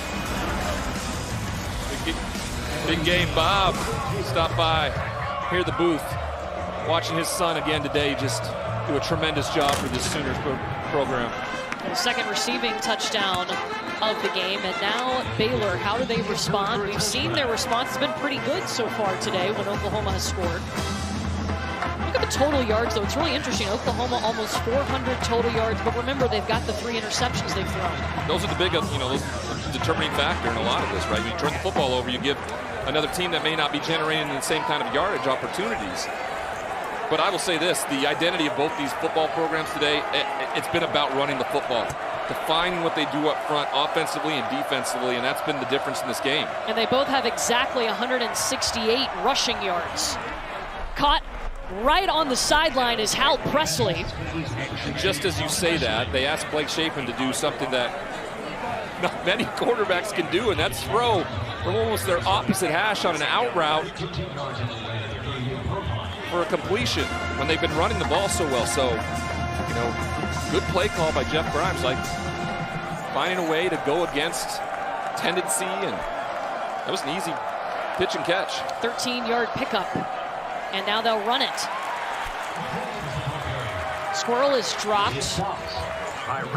Loss on the play. Reggie Grimes in on the tackle. Gave me a little Dusty Dvorak vibes there with Reggie Grimes on the edge, ripping somebody to the ground.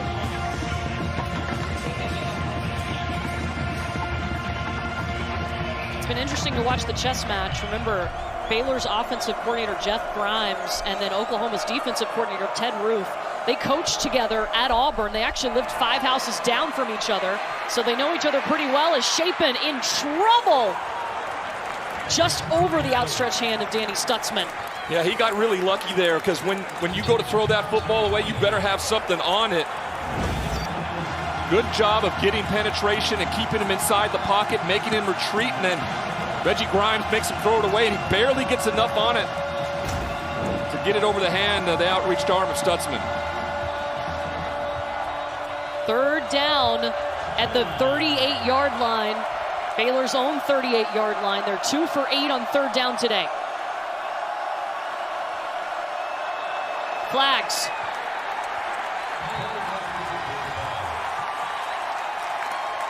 Some movement for Baylor. Close start. Number 65, offense. 5-yard penalty. Still third down. That's a left guard, Micah Mazuka. Mazuka could kind of see the guy coming off the slot receiver, coming to blitz, gave him a little anxiety, and he jumps back a little bit, and now once again they're way behind the sticks, and you're in perfect situation for Oklahoma to rally and keep everything in front of them and get off the field. They'll bring Quaylon Jones over next to Shapen. Nowhere to go for Blake Shapen. Look at Oklahoma's defense. Absolutely no reason for Blake Shapen to leave the pocket there. He could have set his feet, looked down the field. Instead, he moves out on his own volition and has to throw it away. And once again, Oklahoma gets another stop, 2 in a row now. Number 1 for Oklahoma is now wearing number 99. Number 1 is now 99. It's a significant change, 1 to 99, by the way. That's 98. It's about 98 numbers. Yep.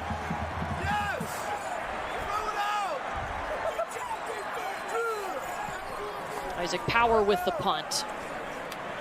And Oklahoma will call for the fair catch. Let's check in with Tori. Courtney, at the beginning of every Baylor team meeting, Coach Aranda shows them a picture of a huge staircase going up a mountain. It's called the Stairway to Heaven. It is in Hawaii. That's where Aranda spent 4 years of his coaching career. He shows them this to say, hey, you've got to take things one step at a time. You can't look at the noise around you or what's ahead of you. Just look down at the very next step. He wants to get his team focused on the small things they can do rather than everything going on around them. Courtney? And Tori, we've learned if you've ever talked to Coach Aranda, he's a big metaphor guy, very philosophical, lots of philosophy, very psychological with his players. Was a philosophy major in college. Eric Gray on the carry. I would expect another heavy dose of Eric Gray on this drive, letting this offensive line cook, if you will. You know, instead of going backwards when you're pass protecting, when you can go forward and impose your will and be physical, that's what they're looking for. And this was their bread and butter, running the football on that last drive that was so successful. Eric Gray has got it. Move the chains. You know what's so impressive about the senior out of Memphis? His ability to keep his shoulders square at all times and then find that hole and explode through it to pick up first downs. He's never, ever going backwards.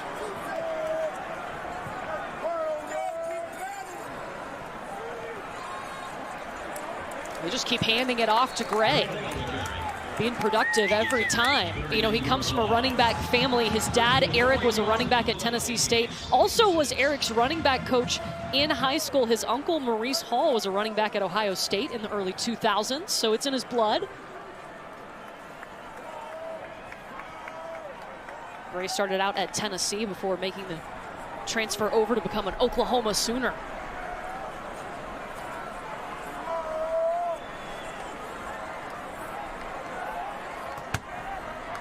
Willis in motion.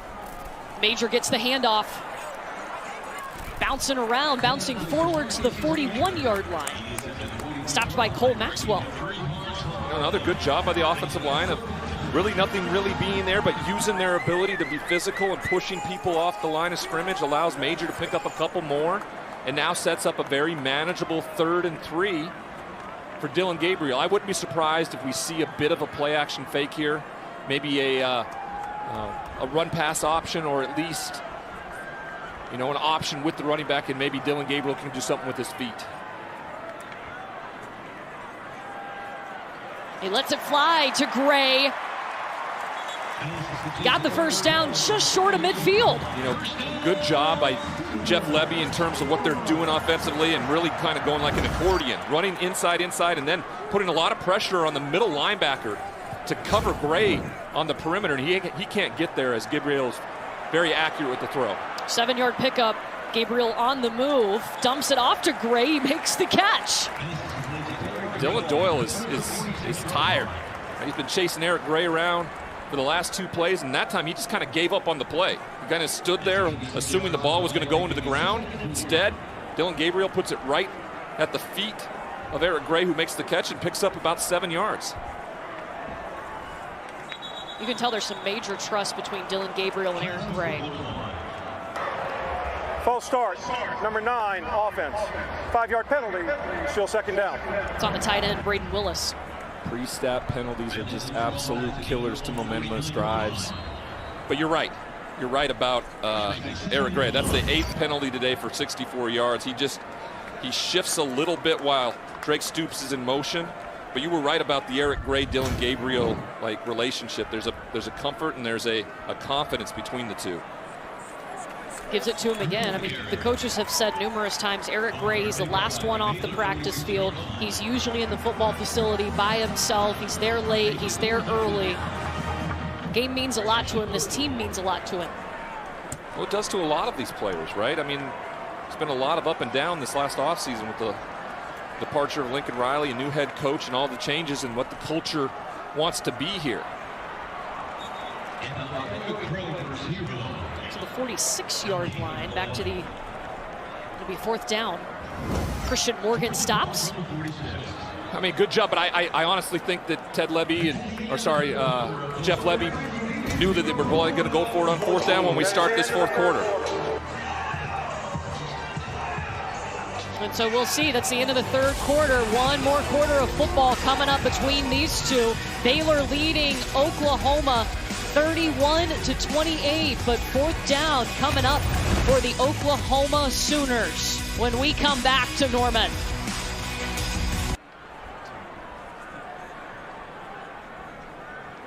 Fourth quarter, Oklahoma will punt here. Do they save it? Yes! The extra effort on special teams for Oklahoma pins Baylor deep. Yeah, this was the question. What do you do here? Do you utilize what Turk brings to the table? And that's exactly what they do. They pin him back inside the 2-yard line. Great play of not allowing that ball to cross the goal line. The field as there was a touch of the ball while it was over the goal line playing. The result of the play is a touchback. It's all about where the ball is. Yeah, and it just takes that one kick forward, and as he gets it, it looks like he breaks that plane, and official was right there, could see it. Initially they had marked it at the 2, so they had a discussion about it, and not necessarily a backfire. Defense has been really good the last 2 series, so I think that's what Brent Venables wanted to do there. He didn't want to give any momentum to Baylor by getting a 4th down stop on turnovers, but now allow their defense to go out, who's had a really good effort the last 2 times they were on the field. And Oklahoma's offense has looked really good too in the second half. Pass batted up into the air but drops incomplete. Deshaun White got a hand on it. Wonderful job of not being dissuaded by the play action. Goes up, uses both hands, and then Blake Japin does a good job there by knocking the ball down, because that could have been devastating if intercepted at that point. Deshaun White plays that cheetah position for Oklahoma. He has the longest job list on the defense, and he has owned that role.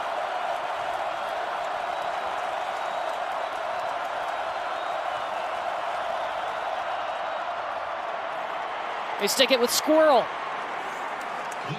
to the 26. Been a bit surprised here in the second half after that initial drive that they haven't been more present with what they did in the running game, instead relying a little bit on Blake Shapen in the passing game, and that hasn't worked out. There they go right back to it, a little toss that picks up a few yards, but once again they're in a situation where they have to convert on third down to keep it going and keep Dillon Gabriel in the offense that has found a bit of a rhythm off the field. So now on third down at the Baylor 26. Oklahoma takes their first charge timeout of the half. Media timeout. And we'll step aside. 3rd and 4 coming up for Baylor. Oklahoma calls timeout before Baylor going for it here, obviously on 3rd and 4 coming up for Baylor. Yeah, Jeff Grimes there in the middle of the huddle, really imploring his team to make a big play here. This is important football play. They have not been able to execute their last 2 drives on the offensive side of the football. They need a conversion here on third down to continue this drive.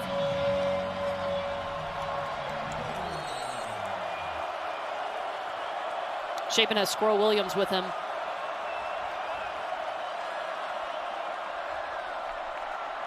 Cuts back inside. Blake Shapen falling forward. The spot at the top of the field looks like it is a first down, but the spot at the bottom of the field looks short. And now there's an Oklahoma player down. Oh, it's David Ogwebu.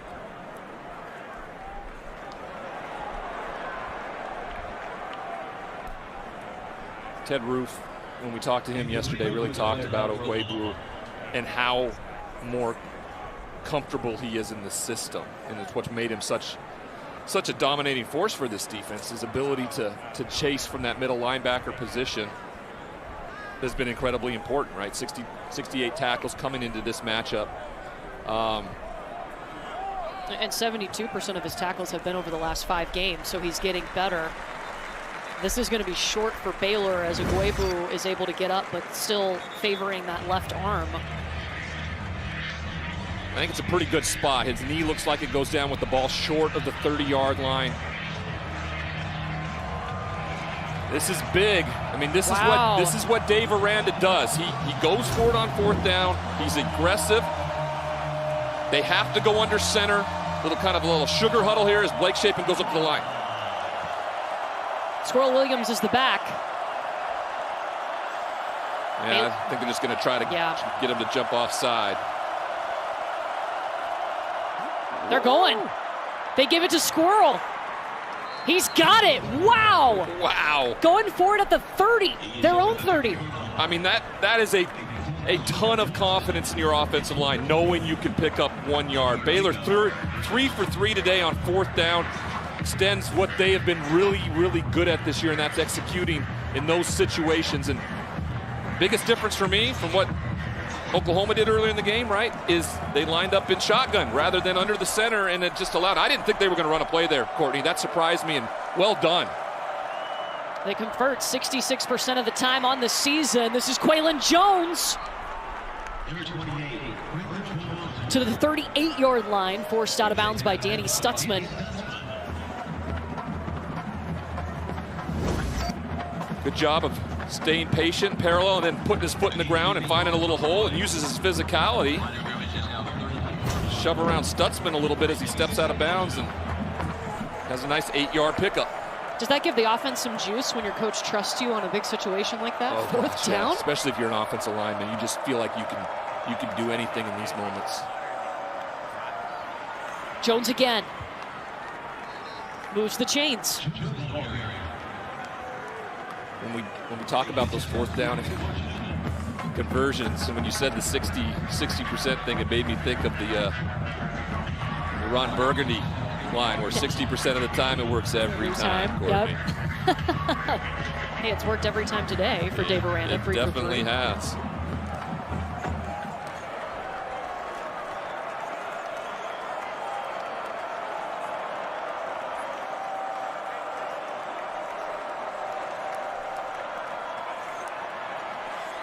Shapen stepping back. Josh Cameron. Something's been working for those two today. Josh Cameron with another reception. Yeah, to your point, they had to have seen something in film where they knew he could gain an advantage, and it's the 4th time he's caught a ball today. He's only had 7 coming into this game, and I think he's been targeted those 4 times. I think he's 4 for 4 in terms of targets and completions. And that's his 5th catch. Wow. 72 receiving yards for Josh Cameron. He came into the game with 59 on the season. He's been targeted 9 times today. I mean, there was something they saw in film all week where they knew they could take advantage in this game against the Sooners. They'll go pistol look with Squirrel Williams behind Shapen. Squirrel's turn. Squirrel still on his feet. Did he get enough push to move it? I think he did. You know what I found so impressive about both these teams today, Courtney, is no matter what, any moment when they needed a response, each team has responded in kind. This was exactly what Baylor needed in terms of response, and they've gotten it from right there with Squirrel, who now has, this team has rushed the ball 37 times today for over 200 yards now, 202 yards on the ground for the Baylor Bears. That's right. At their game average, they average 201 yards a game on the ground. That's 4th in the Big 12, 22nd in the nation. OU defense missing a couple of players too. Jaden Davis, we haven't seen him return. Key Lawrence and Agwebu.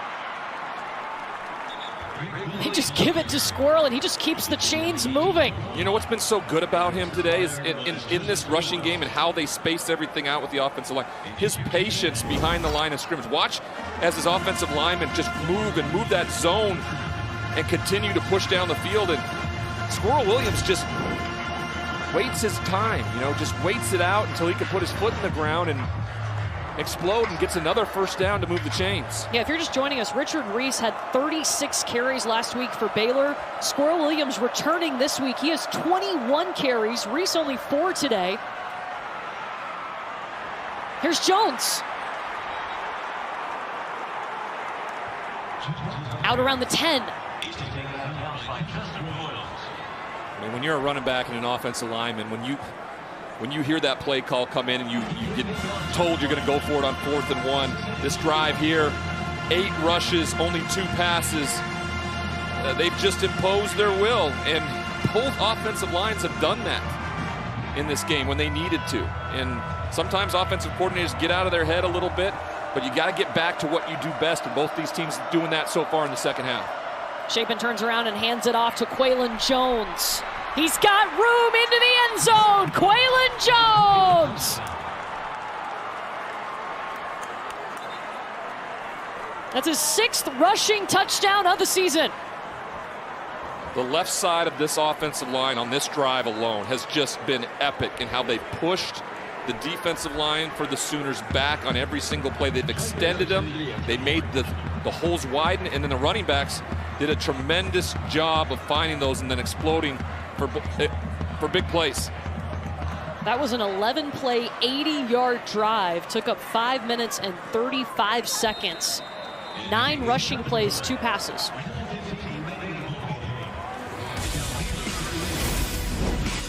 Again, Connor Galvin, Micah, the bazooka lead the way as Baylor takes the lead.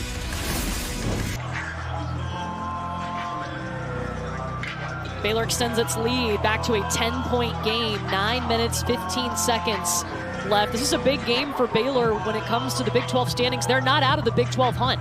No, only 2 losses so far for the Baylor Bears. Of course, the 3 for Oklahoma puts it more of a dire need of a win today. But the response from both of these teams when opportunities were presented to them, you almost look back and you question whether or not Brent Venables should have went for it on 4th down rather than punting it. Instead, Dave Aranda does the complete opposite. It backed up, goes for it on 4th down. It allows them to go forward and get the touchdown that extends the lead to 10 points. Let's check in with Tori.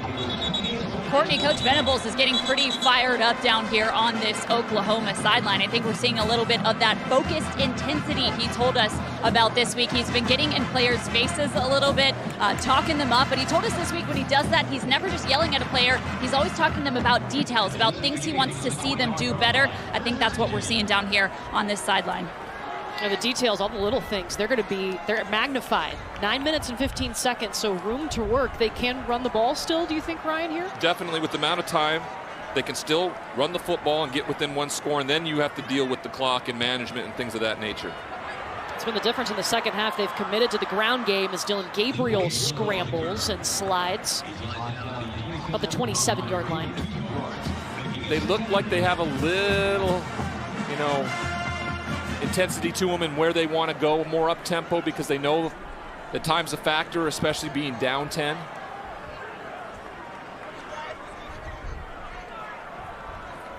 Ooh! Eric Gray felt all of that by Dylan Doyle. I think he heard you say he was tired earlier. He looked tired earlier. He didn't look tired there. He fills the hole better than anybody. Takes that running back to the ground, meets him perfectly with a form tackle to the ground. 3rd and 6. Oklahoma 8 for 13 on 3rd down. Gabriel, time, connecting, pass complete. 1st down. The catch made by Braden Willis. Good job by Dylan Gabriel, sitting in the pocket, waiting for his wide receiver, or more or less his tight end, Braden Willis, to break out off number 2, Matt Jones, and he's able to get the ball thrown low, but he goes and gets it and gets the 1st down. Ball's at the Oklahoma 36. Wow, all day for Gabriel. This is Eric Gray coming out of the backfield. He's a yard short of the 1st down, takes it to the 45 where Garmin Randolph met him. Oklahoma's really decided they're going to throw the football here and kind of move away from rushing the football. Here we go. Eric Gray gets an opportunity. But nowhere to go. It's a loss on the play. Dylan Doyle. In 2nd and 1, that was an opportunity right there to really take a shot, do something inventive. Instead, they try to just pick up the 1st down real quick, and Baylor's right there and ready to get him on the ground. And now they are in a position to try to pick up another 3rd down. But are you hesitant to take a shot with the 3 interceptions that Dylan Gabriel's thrown today? I don't think so. Drake Stoops.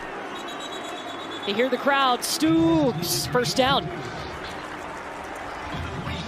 Well, Drake Stoops has come up big today when they needed him in situational football. And right there, they just throw a quick screen out to Stoops on the edge. They have a good block by Farouk, who gets him enough to get the 1st down. They fake it to Gray. Play action for Dylan Gabriel. Here's your shot. Farouk is there. Can't connect. Some flags that come out from the back end that leads me to believe there's some possible holding in the back end. Let's hear what the official has to say.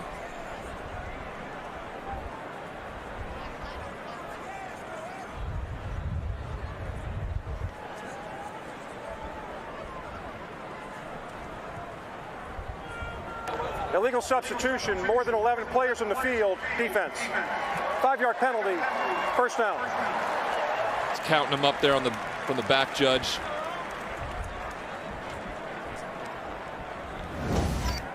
It's a good throw here, just overcooks it a bit for Farouk, who got behind Christian Morgan. Major. To the 45-yard line of Baylor. Dylan Doyle. Obaniah there.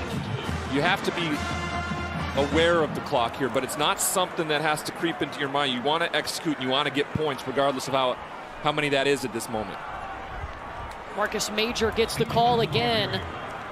Should have the 1st down. And he does.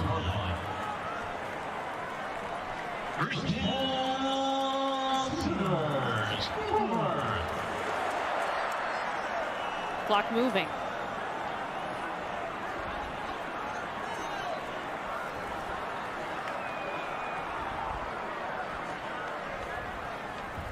Gabriel play action. Now he's got to move. Inside, I think he started to slide just before the line to gain. 2nd and a yard coming up. Good job of using his feet once again. It's where they were tough to beat in that 1st quarter when he scored on a touchdown run. Yeah, the very first drive. Here goes Gray. The first down inside the 25, trying to break loose. Stopped at the 17. What a great job making guys miss in space. If Marvin Mims gets this block on the perimeter, that would spring Eric Gray for the touchdown that would have brought it within 3 points. Mims just misses him coming in to get that block and clean it up.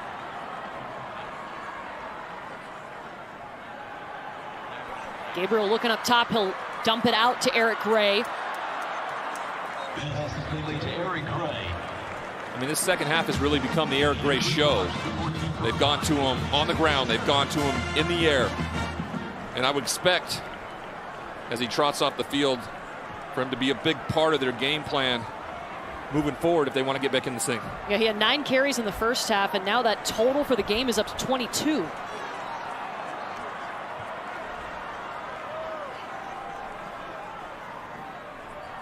Gabriel got it.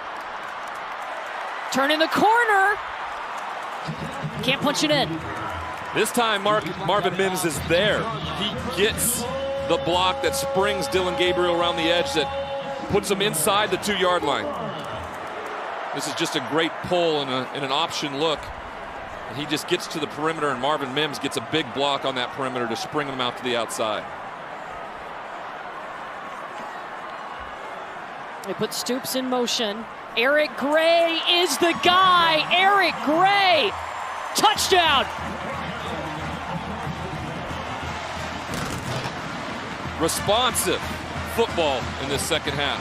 It has kind of been that all game long, and it's you may look at what the season has been for both these teams. Here's just a straight hand up the middle for Eric Gray. He follows his lineman and gets into the end zone. And like I said, you know, you have plenty of time. 4 minutes left. You have all, I believe they only have 2 timeouts left, but that's plenty of time to get a stop and get the ball back, only being down 3. 2 timeouts for Oklahoma, 3 timeouts for Baylor. 4:05 on the clock as Zach Schmidt sends up the PAT, and now Oklahoma trailing by 3. Well, drama brewing. Oklahoma on the comeback thanks to Eric Gray. He's over 100 yards and 2 touchdowns today. Eric Gray gets his second rushing touchdown of the day, and Oklahoma is trailing by 3.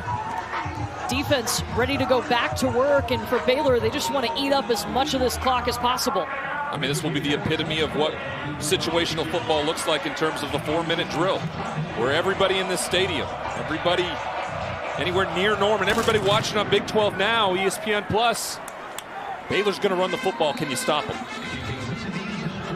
The phrase is pound the rock. They have run for 232 yards today. Squirrel Williams leading them with 141 yards on the ground. Yeah, both teams have rushed the ball really well, but what Baylor has done best is converted turnovers with this rushing game, taken time off the clock, kept the ball out of the hands of Dillon Gabriel in that explosive offense. And Baylor's just been really good. Offensive line has been better than the defensive line for the Oklahoma Sooners all game long, and they're going to have to ask them to be the same on this drive. Utilize the last 4 minutes, pick up a few first downs, make Oklahoma burn those timeouts. David Agwebu back on the field for Oklahoma's defense. That's big for the Sooners.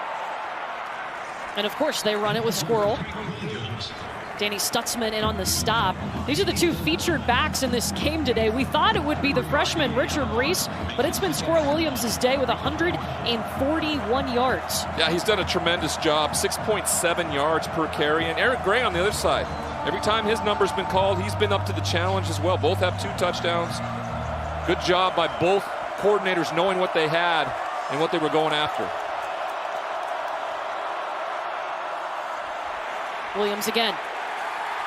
Met by 3 Oklahoma defenders, picks up a yard on the play. Billy Bowman is there. Great pursuit, never fooled at all. The linebacker scraping across. They get out, square up Williams, get him to the ground, and now we have that 3rd down, 3rd and long here, 3rd and 6. Are they going to ask Blake Shapen to do something that he struggled with all game long, and that's throw the football? Or are they going to find a way to use their running game, which has been really dominant? Here goes Shapen, he's flushed. lets it fly, and the pass is complete to Hal Presley over the 40-yard line. Just the third time that Baylor has converted on third down today. You know, when you're up here from the booth, Courtney, you can see the guy come open just as Blake Shapen starts to get outside the pocket, and I wanted to throw it. He lets it go right in the sunshine, and I think that may have gave him a little bit of problem, Presley catching the ball, but he gets it in that zone, perfectly thrown, just a little too late by Bowman to get there, and they execute and get the conversion. That's a 14-yard pickup. Ball's placed at the Baylor 43.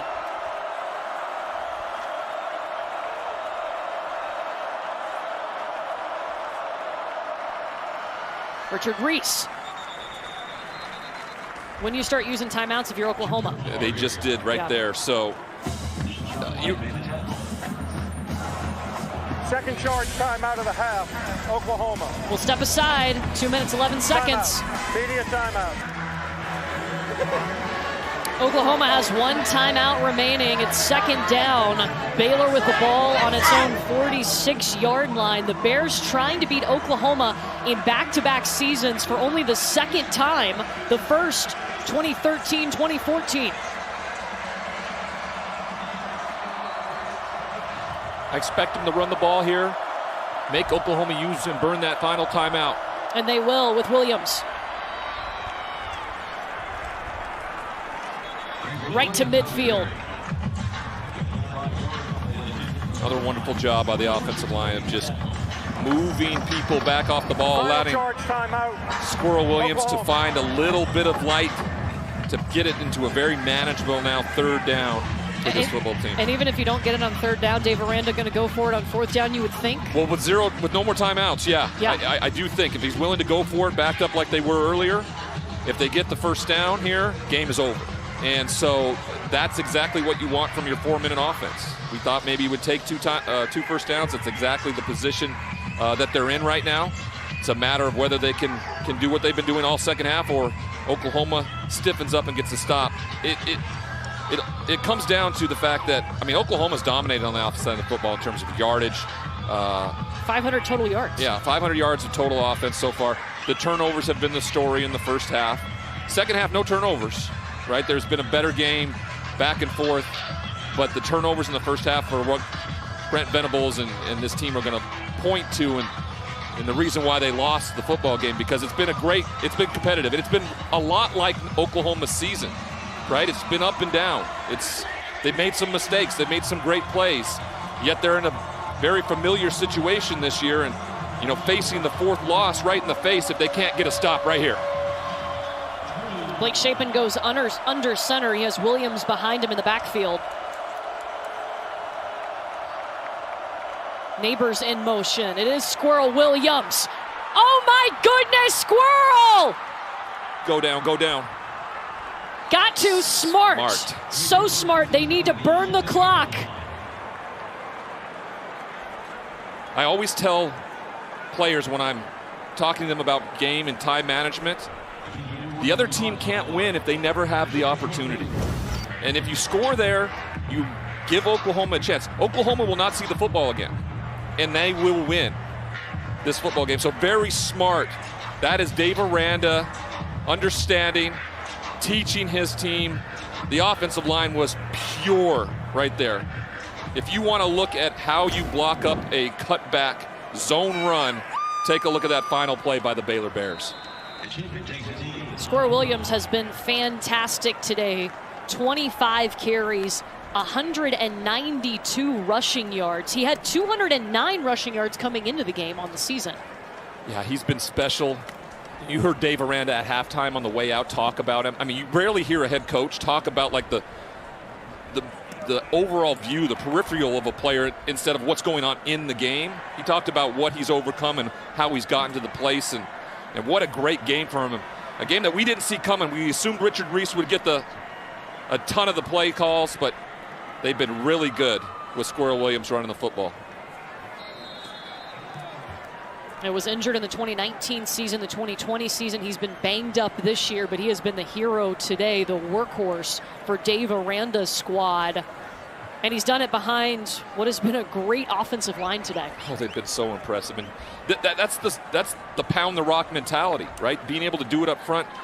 Look at Connor Galvin, Micah Mazuka, Jacob Gall, Grant Miller, and Gavin Byers. All 5 of them have really had a great football game. You rarely talk about an offensive line as a whole. This team came in here, gutted it out, and for only the second time they get their second consecutive win over the Oklahoma Sooners, giving them their 4th on the season.